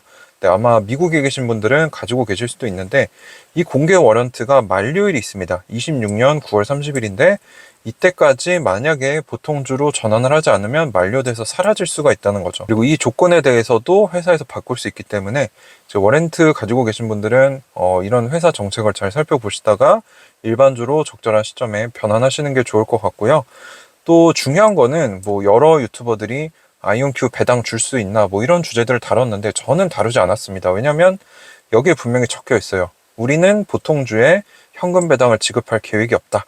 현금 배당을 주는 거는 한 구글, 애플 정도쯤 사이즈가 돼서 우리는 더 이상 성장을 추구하기보다는 지속적으로 주주들한테 이익을 환원하면서 이 정도 사이즈를 가져가겠다라고 어느 정도 성장을 포기했을 때 배당을 주는 겁니다. 그래서 아마 가까운 시일 내 최소한 10년 안에는 아이온큐가 배당을 줄 일이 없을 겁니다. 그래서 배당을 기대하시고 이 주식을 사시면 안 된다고 적혀 있고요. 보통 주식에 배당을 지급할 계획은 없다. 물론 앞으로 이사회 재량에 따라 또는 법률에 따라 다양한 재무 상태 등등에 따라 배당을 고려할 수 있지만 지금은 없고 가까운 시일 내에도 없을 것임이 적혀 있기 때문에 배당을 기대하고 아이온큐 주식을 들고 계시면 안 된다. 그러니까 초장기로 봤을 때는 배당을 줄 수도 있지만 가까운 시일 내는 없다라고 보시면 될 것 같습니다. 자, 그래서 이 길고도 길었던 리스크 분야 이제 끝이 났고요. 이게 참고로 아이온큐 연례 보고서가 100페이지 정도 되는데 리스크까지가 절반 정도가 됩니다. 그래서 여러분들 지금 비즈니스, 사업 이야기 보셨고 리스크, 위험 요소 이야기까지 절반을 보신 겁니다. 그래서 여러분들 여기까지 따라오시느라 고생 많으셨고 앞으로 몇 개 강의를 더 보면서 이제는 재무 상태나 경영진들이 어떤 생각을 가지고 있는지 재무제표 이런 것들을 좀 보면서 아이온큐에 대한 이런 연례보고서 특강, 아이온큐 연례보고서 특강을 잘 완주할 수 있도록 해보겠습니다. 네, 고생 많으셨고요. 끝까지 시청해 주셔서 감사합니다. 가을바람이었습니다. 네, 여러분 2023년 아이온큐 연례보고서 목차로 다시 한번 들어가 보면 지금까지 우리가 본 게 아이온큐 비즈니스, 사업과 위험 요소들을 봤고요. 남은 부분들이 굉장히 많아 보이는데 보시면 페이지 숫자로 보면은 48쪽까지가 절반 이상이 이 두 개였고요. 이제 나머지 부분들을 좀 보도록 하겠습니다. 네, 일단 사이버 보안 관리와 전략에 관련돼서 나와 있는데, 이제 아이온큐가 첨단 기술을 다루는 회사이다 보니까 이게 굉장히 중요하겠죠. 그래서 아이온큐는 사이버 보안 위험을 식별하고 관리하는 것의 중요성을 알고 있고, 전체적인 위험 관리 프로세스에 사이버 보안도 통합을 해놨다. 그래서 정기적 그리고 임시적인 위험 평가를 실시하고 있고, 이제 이런 취약점 보안 평가를 수행해서 제3자 침투 테스트도 거쳤고, 지속적인 위험 평가를 유지하면서 다양한 제3자 위험 피드를 모니터링하고 있다. 그래서 NIST의 표준에 맞춰져 있고 감사도 통과한 바 있다. 아이온큐의 보안 프로그램은 그렇게 얘기를 하고 있고요. 직원들은 최소한 매년 데이터 보호 및 보안 교육을 이수하고 있고, 국가 법 집행기관으로부터 정기적으로 브리핑도 받고, 외부 컨설팅 회사랑 협력을 해서 교육 평가도 진행하고 있다. 그래서 현재까지는 어떠한 사고도 큰 영향을 미치지 못했다. 근데 이미 사이버 보안 사고는 있었다고 합니다. 그래서 관리는 잘하고 있는 것 같고요. 회사 속성에 관련돼서 설명하는데, 여기서 또 재밌는 힌트를 하나 얻을 수 있었습니다. 일단 주요 시설에는 총 3가지가 있는데, 메릴랜드주 제가 갔다 왔던 이 아이온큐 본사가 있죠. 그래서 메릴랜드 대학교로부터 32,000평방피트 약 900평 정도를 임대를 하고 있고, 2030년에 만료가 된다. 그래서 연구개발, 고객 서비스, 기업 기능에 사용이 되고 있고, 두 번째는 워싱턴주 보셀에 있는 약 10만 평방피트, 한 2,800평 정도 됩니다. 굉장히 크죠. 여기서 2030년까지 임대를 하고 있고, 제조, 연구개발, 일반 사무 공간으로 쓰는데 이제 제조 역할이 크죠. 양자 컴퓨터 제조 공장이고, 스위스에 세 번째 시설이 있다고 합니다. 요거는 여러분도 아마 잘 모르셨을 거예요. 2024년에 시작해서 29년에 만료되는 계약으로 27,000평방피트, 한 760평 정도 되는데, 고객 서비스 일반 사무 공간으로 사용된다. 스위스 쪽에 굉장히 크게 지사를 차렸구나라는 거를 우리가 확인을 할 수가 있었습니다. 그래서 보셀 공장 완공된 모습이고, 많은 분들이 왜 이 표지판에 아이온큐가 이쪽에 있냐, 여기 뭐 들어오는 거 아니냐라고 하셨는데, 일단 추측이 있는 상황이고요. 정확한 건 아직 아무도 모릅니다. 이렇게 좀 생겼고, 제가 10월 달에 여기를 가기로 했죠. 자, 그리고 스위스 시설은 제가 한 3개월 전에 올려드린 적이 있는데, 아이온큐의 이제 엔지니어 중에 한 분이 실제 여기 나가서 지금 스위스 퀀텀 바젤과 함께 양자 데이터 센터를 만들고 있습니다. 그래서 아마 그 양자 데이터 센터 시설 플러스 이제 스위스의 지사가 제대로 들어서서 여기도 사람들을 채용을 하고 있는 것으로 보이는데, 이렇게 생긴 시설을 일부를 임대를 한다는 거죠. 내부에 이렇게 지금 양자 컴퓨터 뭐 배치도 하고 사무 공간을 구축하고 있는 것으로 확인한 바가 있습니다. 그래서 이렇게 스위스 쪽에도 조금 크게 유럽 지사를 차리고 있구나 라는 거를 우리가 연례 보고서를 공부하면서 힌트를 얻을 수 있었죠. 자, 그리고 보통주 뭐 이런 관련 사항들을 보면은 아이온큐와 아이온큐 WS라는 각각 보통주와 워렌트가 뉴욕 증권거래소에 상장이 돼서 거래가 되고 있죠. 근데 재밌는 거는 2월 21일 기준으로 약 300명이 안 되는 기록된 주주가 있다고 합니다. 근데 생각해보면 좀 이상하죠. 한국인들만 해도 지금 뭐 어마어마한 사람들이 투자를 하고 있는데 왜 이렇게 주주수가 적으냐? 실제 주주수는 이것보다 많다는 거죠. 왜냐하면 중개인 또는 기타 명의로 주식을 보유한 소유자들이 있기 때문에. 그래서 우리 같은 경우는 우리 브로커라 그러죠. 뭐 미래에셋, 키움증권, 농협증권 이런 데를 통해서 예탁결제원을 통해서 아이온큐 주식을 보유하고 있기 때문에, 아마 아이온큐 주주 명부에는 예탁결제원이 하나로 한국인들 지분으로 등록이 돼 있을 겁니다. 뭐 외국인들 같은 경우는 피델리티나 뭐 다양한 중개인들을 쓰고 있기 때문에 중개인들 명의로 돼 있다는 거죠. 그래서 뭐 요거는 특별히 뭐 중요한 점은 아니지만 이런 것도 있다. 그리고 배당 정책 관련해서는 아직까지 현금 배당을 선언하거나 지급한 적이 없고, 가까운 장래에 배당을 지급할 계획이 없다라고 말씀을 드렸죠.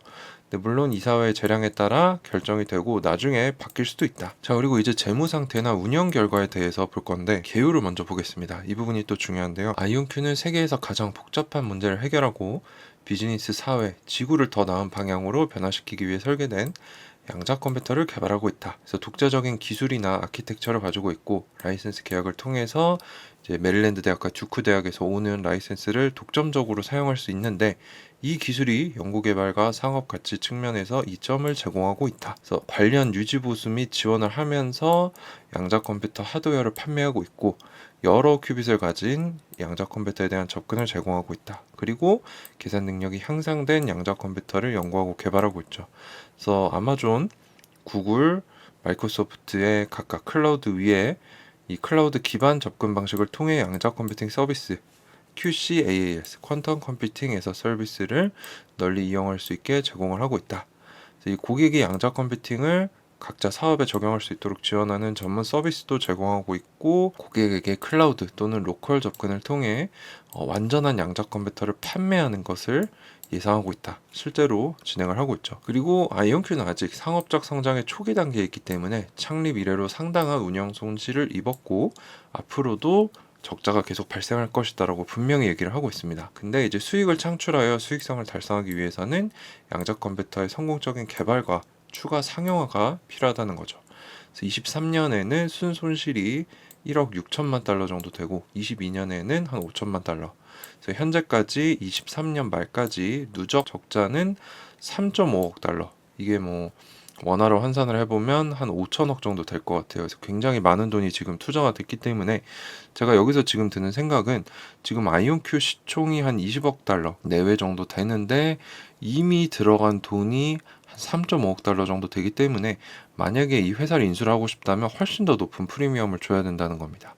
그래서 앞으로 아이온큐가 뭔가 이 양자 컴퓨터 상용화에서 두각을 나타내고 앞서간다면 아마 빅테크 기업들 또는 글로벌 대기업들이 아이온큐를 상당한 금액을 주고 사야 될 수도 있다라는 생각이 들었고요. 안정적인 큐비트와 높은 수준의 충실도를 달성하기 위해서 기술적 이정표를 달성하는 것이 우선시 된다.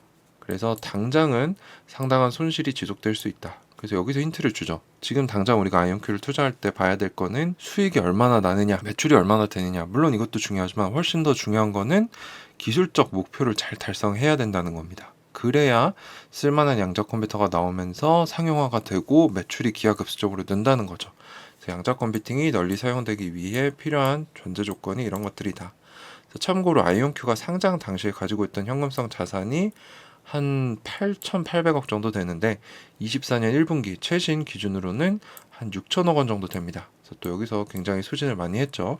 그래서 앞으로의 관건은 지금까지 굉장히 많은 돈, 한 5천억 정도가 투자가 됐는데 이거를 이제 진짜 양자 컴퓨터를 쓸만한 수준으로 개발을 해서 상용화를 하고 대량 판매를 할 수 있는가? 대량 생산도 이미 들어갔죠.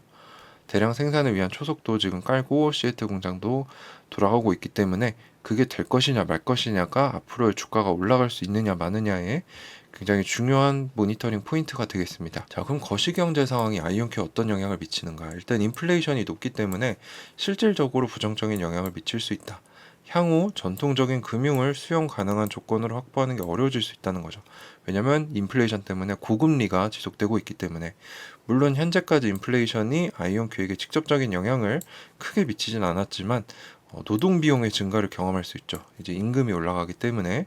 그래서 이런 아이온큐가 운영할 수 있는 자원에 스트레스를 가할 수는 있다라는 점을 명시를 해놨고요. 이제 운영 결과 재무제표를 볼 건데 주요 구성 요소에 대해 미리 공부를 해볼 필요가 있습니다. 이거 뒤에 이제 표로 나오니까 알아두시면 좋습니다. 매출 관련해서는 창립 이래로 아이온큐는 제한된 매출만을 창출했다. 전문 양자 컴퓨팅 하드웨어를 설계, 개발, 구축, 그리고 판매를 하고 있고 이게 첫 번째 매출원이고 두 번째는 양자 컴퓨터를 이제 클라우드로 접근하게 해서 거기서 받는 수수료, 세 번째는 아이온큐의 양자 시스템에서 알고리즘을 공동 개발하는 컨설팅 서비스. 이렇게 총 3개 매출이 나오고 있는데 첫 번째가 제일 크고 그 다음이 두 번째, 세 번째겠죠. 그리고 실제로 이 계약을 하게 되면은 여러 개의 이 의무가 주어지는데 이 1단계, 2단계, 3단계를 달성할 때마다 조금씩 매출이 할부로 인식이 된다는 거죠. 그래서 계약 금액이 뭐 1,000만 달러가 나왔으면 일시불로 다 받는 게 아니고 각각 이정표를 정해놓고 그걸 달성할 때마다 조금씩 돈을 더 받는 형태를 취하고 있습니다. 자, 그리고 매출 원가 이게 뭐냐? 주로 서비스 제공과 관련된 비용으로 인건비, 뭐 시설 및 기타 비용, 클라우드 유지 비용, 적절한 양자 컴퓨터의 유지, 보정 비용 등이 포함이 된다. 그리고 양자 컴퓨팅 하드웨어 제작과 관련된 하드웨어 비용, 부품 비용, 인건비 등등이 들어가게 되고 연구 및 개발은 뭐 당연히 연구 개발에 들어가는 비용인데 양자 컴퓨터는 일반 컴퓨터와 달리 이 양자 컴퓨팅 시스템의 설계, 개발 노력은 적절한 보정과 최적의 기능을 보장하기 위해서 그 수명 동안 계속 돈이 들어간다는 거죠. 그래서 기존 컴퓨터와 달리 돈이 더 많이 들어간다. 그리고 연구 목적으로 제작된 양자 컴퓨터도 포함이 되기 때문에 이거는 이제 미래에 경제적인 이익을 주지 않을 수도 있다는 겁니다. 그래서 이런 것들이 포함이 되기 때문에 연구 및 개발비가 계속 늘어나고 있죠. 그리고 판매 및 마케팅 비용, 직접 광고, 마케팅 홍보 비용과 판매, 마케팅 기능을 위해 할당된 시설과 기타 비용. 그래서 앞으로 시장 침투를 증가시키고 고객 기반을 확장하기 위해 계속해서 이 판매, 마케팅 투자를 할 계획이다. 그리고 일반 및 관리, 요건 이제 행정 비용으로 볼 수 있는데 기업 임원, 재무, 기타 관리 기능을 위해 시설 및 기타 비용, 법률, 감사, 회계 서비스, 채용, 출장, 보험 등등 외부 전문 서비스 비용도 다 포함이 된다. 근데 사업이 성장함에 따라 인력 규모도 늘어나고 있고 이에 대해서 SEC, 미국 증권거래위원회, 그리고 뉴욕 증권거래소, 법률, 감사 등등 이런 것들이 다 행정비에 들어간다. 앞으로 이 비용도 증가할 것이다. 감가상각비 있죠. 자산과 장비, 양자 컴퓨터, 무형자산의 감가상각. 지금까지 살펴본 거는 직접 운영과 관련된 비용들이고요. 다음은 비영업 비용들. 워렌트 관련된 게 있는데 아이온큐가 실제 워렌트를 들고 있다고 해요. 그래서 그 워렌트 가격이 올라가거나 떨어지면 그게 또 재무제표에 포함이 되겠죠. 그리고 이자 수익. 아이온큐가 가지고 있는 현금을 가지고 투자해 놓은 것들이 있는데 거기서 얻은 투자 수익을 포함을 하고 있고 기타 수익 등 요거는 이제 외환 환율 변동으로 인해서 얻은 이익과 손실 그리고 투자에서 얻은 손실 이런 것들 소득세 혜택 이제 외국 관할 구역과 관련된 소득세로 구성이 된다. 그래서 방금 공부했던 내역들이 여기 다 있습니다. 그래서 보면은 1년 동안 2023년에 어떤 결과가 있었나 2022년과 비교를 해봤더니 매출은 한 2배 정도 증가를 했고요.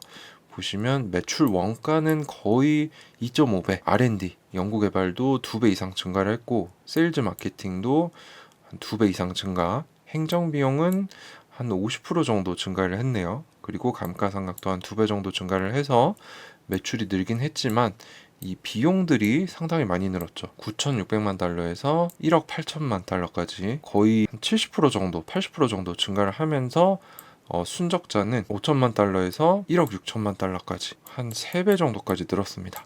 그래서 지금 아이온큐가 인력적인 면에서도 한 200명에서 300명 이상으로 굉장히 많이 늘었죠. 그리고 거기 이제 양자 컴퓨터 개발, 홍보, 인력비 등등 그래서 매출이 2배로 늘었지만 아직은 매출이 관건이 아니고 이런 투자를 통해서 지금 적자가 커지지만 이게 진짜 쓸만한 양자 컴퓨터를 만들고 그걸 대량 생산해서 판매할 수 있는가 그리고 그걸 위해서 기술적인 목표들을 잘 달성하는가 그게 더 중요하다는 거죠. 그래서 우리는 기술적 목표를 잘 달성하는지 그리고 회사가 잘 성장하고 있는지를 보고 투자를 하는 겁니다. 그래야 앞으로 진짜 이 양자 컴퓨터가 상용화가 되고 대량 생산 판매로 이어졌을 때 어마어마한 수익과 주가 상승을 기대해 볼 수 있기 때문에 아직은 주가가 상승하는 것을 기대하기보다는 아이온큐가 목표를 잘 달성하면서 올라오는가를 보는 시기다라는 거를 우리가 힌트를 얻을 수 있죠. 그리고 참고로 매출 원가, 연구개발, 세일즈 마케팅, 행정비에는 주식 기반의 보상 비용도 포함이 돼 있다. 이건 이제 이 각각 관련된 인력들에게 나간 보상이겠죠. 그래서 작년에 비해서 보면은 대부분 한 두세 배 정도씩 늘어났습니다. 인력도 많이 늘어났고 고급 인재들이 많이 들어왔으니까. 자, 그럼 작년 대비 세부 항목들을 좀 비교를 해보면 매출 같은 경우는 한 98% 정도 상승을 했습니다. 그래서 23년 말, 22년 말 대비 한 100% 정도 증가를 해서 2,200만 달러로 연매출이 증가를 했다.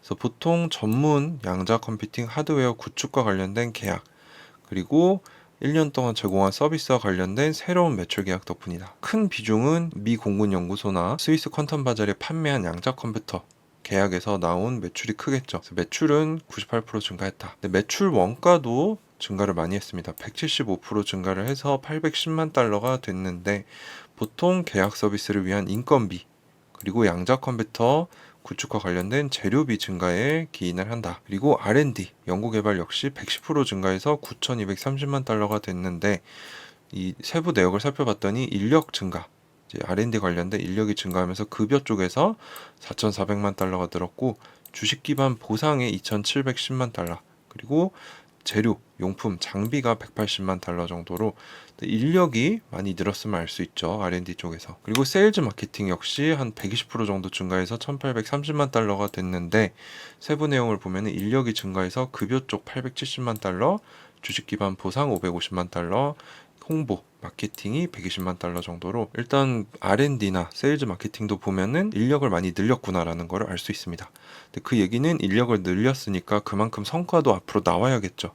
그래서 성과가 나올 것을 기대하고 기다릴 수 있는 겁니다. 그리고 행정비 역시 40% 정도 증가해서 5,070만 달러가 됐는데 인력 증가로 1,030만 달러 급여 증가, 주식 기반 보상 650만 달러 증가. 그리고 여기서 이제 공기업은 상장한 기업으로서의 사업 확장에 따라서 전문 서비스 수수료가 늘어서 490만 달러가 증가했다. 그리고 감가상각은 85% 정도 증가해서 1,040만 달러가 됐는데 양자 컴퓨터가 230만 달러, 기타 자산 장비가 90만 달러, 내부 개발 소프트웨어 상각비가 140만 달러 정도 증가했다고 합니다. 그리고 워렌트 관련돼서 164%가 감소했는데 이건 이제 아이온큐 주가가 떨어지면서 워렌트도 가격이 떨어졌기 때문에 반영이 돼서 떨어진 거다. 그리고 이자 수입이 있는데 172% 증가해서 1930만 달러가 됐다.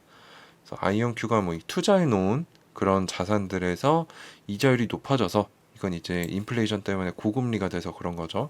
그래서 현금 등가물 및 매도 가능 투자에서 얻은 이자 수익이 증가했다. 그래서 이 토마스 크레머 CFO가 이 고금리 인플레이션 시대를 대비해서 현금을 그대로 갖고 있지 않고 여러 투자할 수 있는 곳에 투자해 놓는다, 이런 것을 제가 옛날에 본 적이 있는데 그거를 현명하게 잘 해놔서 지금 1년 동안 이자 수익으로 한 2천만 달러면 300억 정도가 되거든요. 그래서 굉장히 현금을 잘 굴리고 있구나라는 거를 우리가 볼 수 있습니다. 그리고 아이온큐의 이 유동성, 현금성 자산을 살펴보면 23년 말 기준으로는 한 6,200억 원 정도 현금 등감을 매도 가능한 증권을 보유하고 있었는데 24년 3월 말 기준 1분기 기준으로는 한 5,920억 원 정도, 생각보다 현금을 덜 썼다라고 제가 실적 발표 때 말씀을 드렸는데 여기 뭐라고 적었냐면은 향후 1년 동안 자본은 충분하다. 그리고 장기적으로는 영업활동에서 나오는 현금 흐름과 현금, 그리고 투자 잔액에서 나오는 자금을 조합해서 현금 부족은 없을 것 같다라고 분명히 적어놨습니다. 요거는 투자자들한테 굉장히 좋은 얘기죠. 근데 이거는 내부 예상에 기반하기 때문에 앞으로 변화할 수도 있다. 그리고 당분간은 높은 손실과 높은 운용 비용을 지속적으로 발생하기 때문에, 적자가 계속 발생하기 때문에 이것도 100%라고 생각하진 말아라 라고 보수적으로 적어놨고요. 미래에 만약에 자금 조달이 필요할 수도 있다는 거죠. 그래서 현재 아이온큐가 가지고 있는 유동성은 현금 등감을 투자, 그리고 추가적인 주식 또는 부채 자금 조달을 통해 확보할 수 있는데 앞으로 보완적인 비즈니스 서비스 기술을 사올 수도 있는 거고 라이센싱 할 수도 있는 거고, 그런 좋은 기술을 가진 회사를 인수한 적도 있죠. 그래서 이런 회사를 인수하기 위한 계약을 체결할 수도 있고 이것을 위해서 주식 또는 부채 자금 조달을 필요로 할 수도 있다. 그래서 사업 확장에 따른 운영 자금 조달이 필요할 수 있는데 지속적인 연구 개발 그리고 제품 상업화를 위해 상당한 양의 현금을 필요로 한다. 양자 컴퓨터 기술의 상업화를 통해 상당한 수익을 창출하기 전까지는 현금 등감을 투자뿐만 아니라 주식 또는 부채 자금 조달, 잠재적인 협업, 유사한 계약을 통해서 유동성을 추가로 확보할 수도 있다라고 적어놨습니다. 높은 금리와 인플레이션은 앞으로 전통적으로 뭐 은행이나 이런 것들을 통해서 대출을 받거나 이런 것이 어려워질 수도 있고, 만약에 전환사채 또는 주식을 추가 발행할 경우에는 기존 주주들의 주식 가치가 희석될 수 있다. 그리고 제3자와의 협업 또는 유사한 계약을 하게 되면은 이제 양자 컴퓨팅 관련된 중요한 권리를 포기하거나 주식의 가치가 감소할 수도 있다. 그리고 필요시에는 추가 자금을 확보하지 못할 경우에는 양자 컴퓨터 개발 노력을 지연, 제한, 축소 또는 종료할 수도 있다라고 리스크들을 또 적어놨습니다. 그래서 이런 것들을 우리가 염두하고 투자를 해야 된다는 거죠. 그래서 아이온큐가 가지고 있는 현금성 자산을 모니터링 해야 되는데 24년 3월 기준으로 거의 6천억 가까운 돈이 있고, 아이온큐가 봤을 때도 앞으로 1년은 문제 없고 더 장기적으로는 우리가 수익을 내서 감당할 수 있다라고 했기 때문에 지금 당장은 걱정하지 않아도 될 부분인 것 같습니다. 자, 드디어 마지막 강의입니다. 조금만 더 저희가 힘을 내도록 하죠. 그래서 미래 자금 조달 요구사항에서 좀 더 보면은 운영 비용이나 양자 컴퓨터에 대한 지속적인 투자 외에도 2024년에 현금이 어디 있을 거냐? 주로 시설에 대한 자본 지출이다. 이게 무슨 말이냐면은 현재 메릴랜드주의 칼리지 파크에 있는 본사, 워싱턴주 보셀에 있는 공장, 그리고 밑에 나오겠지만 스위스 쪽에도 임대를 하고 있죠. 그래서 여기서 나오는 임대료가 꽤 큽니다. 23년 12월 31일 약 270억 원의 운영 리스 의무를 앞으로 지불할 것으로 예상이 되는데 1년 이내에 한 190만 달러는 지불을 해야 된다라고 얘기를 하고 있습니다. 190만 달러면 한 15억에서 20억 사이가 되겠네요.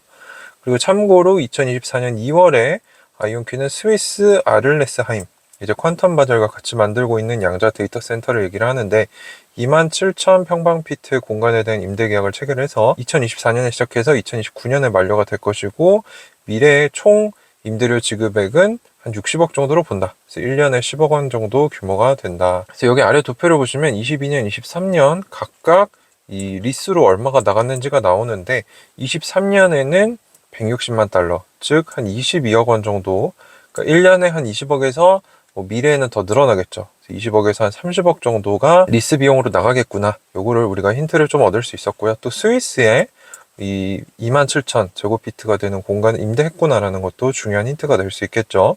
이제 스위스를 발판으로 유럽 쪽으로도 매출을 내려고 노력을 한다라는 의미니까. 자, 이제 현금 흐름을 좀 보면요. 현금 흐름에는 세 가지가 있습니다. 오퍼레이팅 액티비티스에서 오는 현금 흐름. 요거는 영업 활동, 판매와 관련된 거고, 인베스팅은 투자, 파이낸싱은 이제 재무, 뭐 빚을 지거나 빚을 갚거나 이런 것들인데, 보시면 22년에 비해 23년에 이 판매 수익에서 얻어진 거는 적자가 한 2배 정도 늘었고, 투자 수익은 작년에 투자에 대해서 적자가 컸는데 올해는 이제 투자에서 수익을 냈고, 이제 재무 관련돼서는 뭐 따로 부채를 지진 않은 것 같습니다. 영업활동에서의 현금 흐름 주로 판매 수익인데 일단 적자가 가장 컸고요. 주식 기반 보상이나 워렌트 등 이런 부분에서 금액이 커졌다. 그리고 전년도 기간 대비 영업 현금 흐름이 증가한 이유는 주된 이유는 연구개발 활동의 증가, 인력 채용에 따른 보상 비용 증가, 상장회사로서 발생한 뭐 행정비용 이런 것들과 관련이 있다라고 적고 있고, 투자 활동에서 얻은 현금 흐름은 시세 차익인데 요거는 좀 이해를 해야 될 게, 만약 이 해에 더 많이 샀으면 마이너스로 잡히고 그거를 만약에 팔고 수익 실현했으면 플러스로 잡히기 때문에 이 왔다 갔다가 좀 있습니다. 여기서도 보면 23년에는 순현금이 약 7천만 달러 플러스인데 주로 이 3억 8,680만 달러의 매도 가능한 증권의 만기에서 발생을 했다. 뭐 이자 수익이나 시세 차익이 발생을 했겠죠. 2022년 같은 경우는 여기 보시면 6억 달러 규모의 증권을 매입함으로써 마이너스가 크게 잡혔다. 투자 활동으로부터 현금 흐름은 오르내림이 좀 클 수 있다 라고 볼 수 있고, 마지막으로 재무 활동으로부터 현금 흐름, 주로 레버리지, 빚을 썼냐 갚았느냐인데, 보시면 이제 뭐 빚을 따로 진 건 없고요.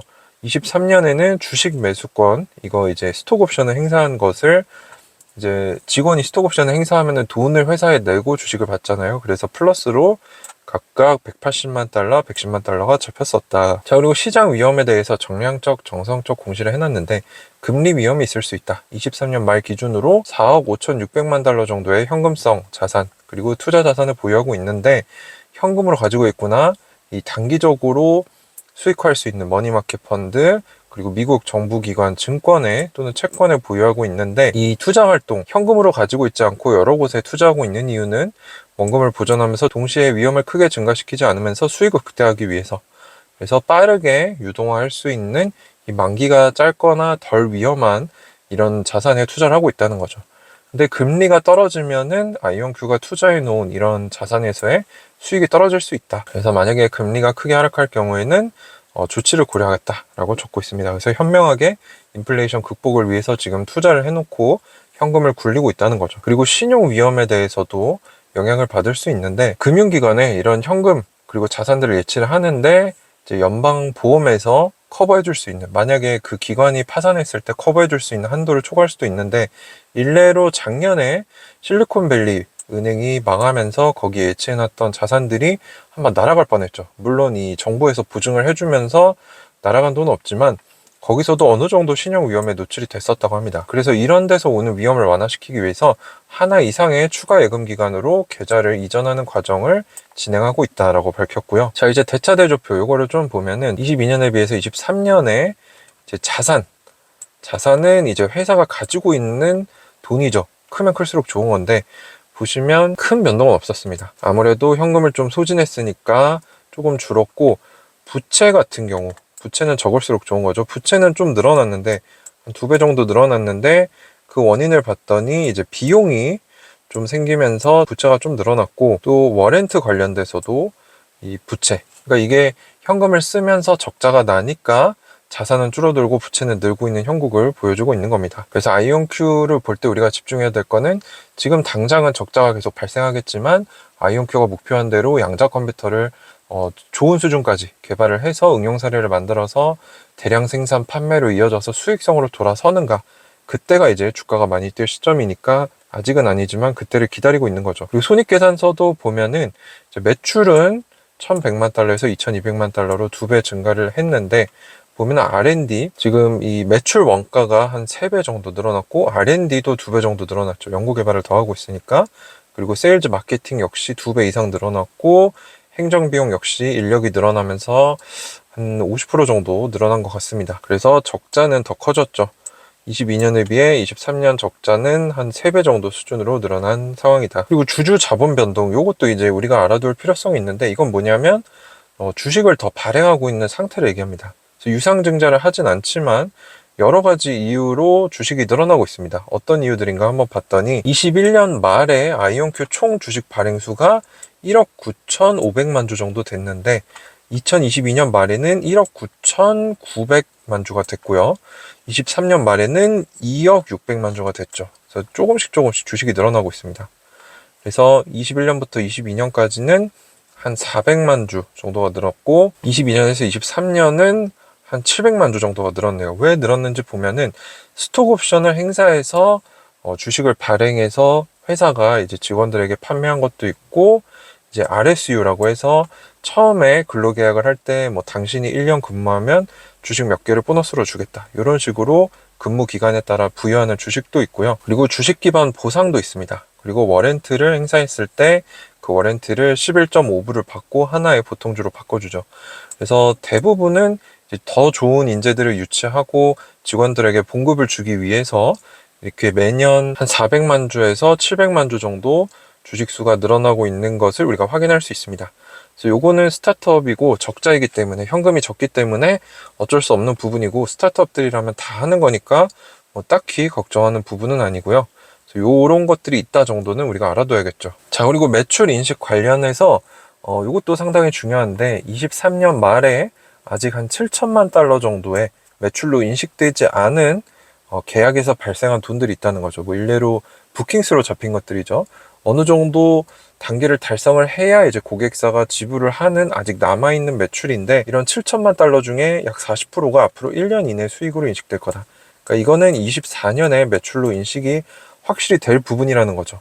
그래서 요거는 안전마진으로 아이온큐가 매출을 가져갈 부분인데, 한 500만 달러 정도는 이제 24년 예상 매출 한 4천만 달러 중에 한 15% 정도 되죠. 그래서 24년에 뭐 아무것도 안 해도 500만 달러 정도의 매출은 발생할 것이다 라고 보고 있다는 거죠. 자, 그리고 여기서 또 재밌는 힌트를 얻을 수 있었는데, 아이온큐가 캐나다의 인텐거 네트워크스라는 10명이 안 되는 소기업을 인수를 했었죠. 왜 인수를 했었냐? 여러 분산된 QPU들을 연결할 수 있는 기술을 그들이 가지고 있었기 때문에. 그래서 대규모 여러 QPU들을 연결한 양자 컴퓨터를 구축하려는 회사의 노력이 일치했기 때문에 이 회사를 샀는데 얼마에 샀는지 지금까지 아무도 몰랐습니다.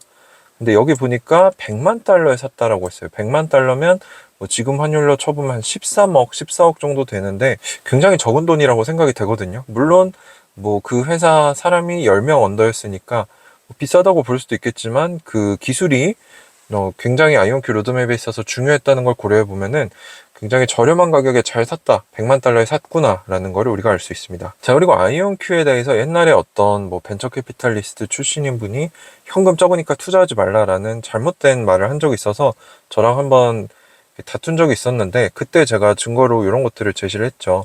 그래서 실제로 아이온큐가 현금이나 빠르게 현금으로 전환할 수 있는데 투자한 금액은 굉장히 적습니다. 한 2,200만 달러밖에 없는데 그분이 그걸 이해를 못한 거죠. 아이온큐의 CFO는 인플레이션이 심해질 걸 알고 현금으로 들고 있으면 가치가 높기 때문에, 여기 보면 뭐 상업어음이나 회사채, 미국 정부와 관련된 뭐 주정부 채권 또는 미국 자체의 채권 등에 골고루 투자를 해놨다는 거죠. 그래서 다 합치면 한 뭐 4억 6천만 달러 정도의 이거를 뭐 한국 돈으로 해보면 6천억이 넘죠. 이렇게 큰 현금성 자산이 있는데 역시 겉핥기로 보면 전문가도 틀릴 수밖에 없다.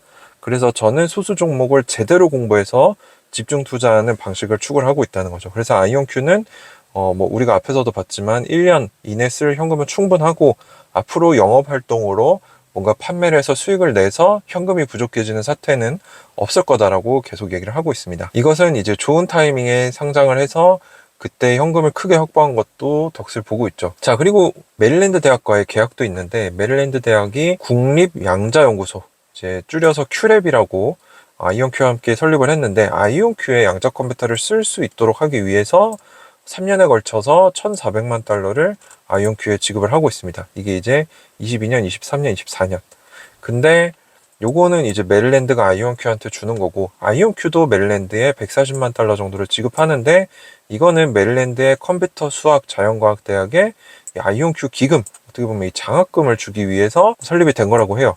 그래서 요거 두 개를 상쇄하면은 아이온큐가 메릴랜드에게 3년에 걸쳐 1260만 달러를 받게 된다는 거죠. 22년에 402만 달러 정도 받았고, 23년에는 460만 달러 정도 받았고, 이제 나머지 한 뭐 400만 달러 정도를 24년에 받을 거죠. 근데 재밌는 거는 스콜피온 캐피털이 아이온큐 공매도를 내서 굉장히 주가를 떨어뜨리고 괴롭혔었는데, 그때 나왔던 주장 중에 하나가 바로 이겁니다.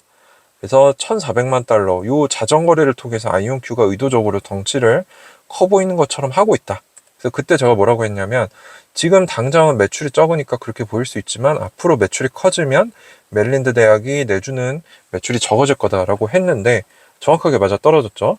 여기 보시면 22년에는 매출이 1,100만 달러밖에 안 됐고, 23년에 2,200만 달러, 24년 예상은 4,000만 달러. 근데 여기서 각각 400만 달러씩이 들어가는 거죠. 그래서 22년에는 사실 굉장히 비중이 컸습니다. 한 25%, 30% 정도 메릴랜드가 차지하는 비율이. 근데 23년에는 한 20% 정도로 줄었고, 24년에는 10%로 줄어듭니다. 그러니까 스콜피온 캐피털이 얼마나 악랄하게 이 말을 꼬우면서 아이온큐를 괴롭혔는지 우리가 알 수 있죠.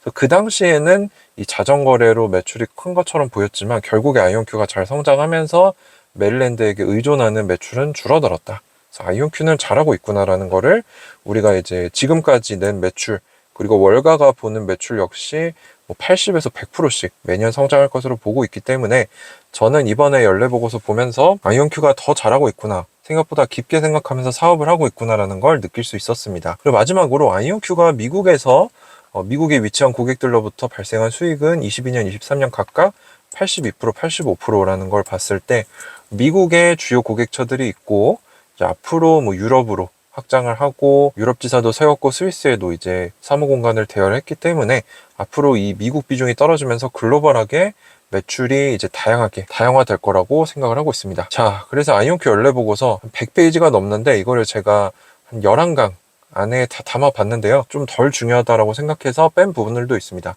그래서 핵심들만 전해드린다고 전해드렸는데 이게 한 번에 잘 들어오시지 않을 거예요. 직접 공부하신 게 아니기 때문에. 그래서 여러분들 뭐 필요하시다면 두세 번 보시면서 이 연례보고서는 꼭 머릿속에 넣어두셔야 됩니다. 이건 이제 투자할 때 기본이 되기 때문에. 네, 어쨌거나 여기까지 따라오시느라 진짜 고생 많으셨고요. 열심히 공부해서 본인 것으로 꼭 만드시기 바랍니다. 감사합니다. 가을바람이었습니다.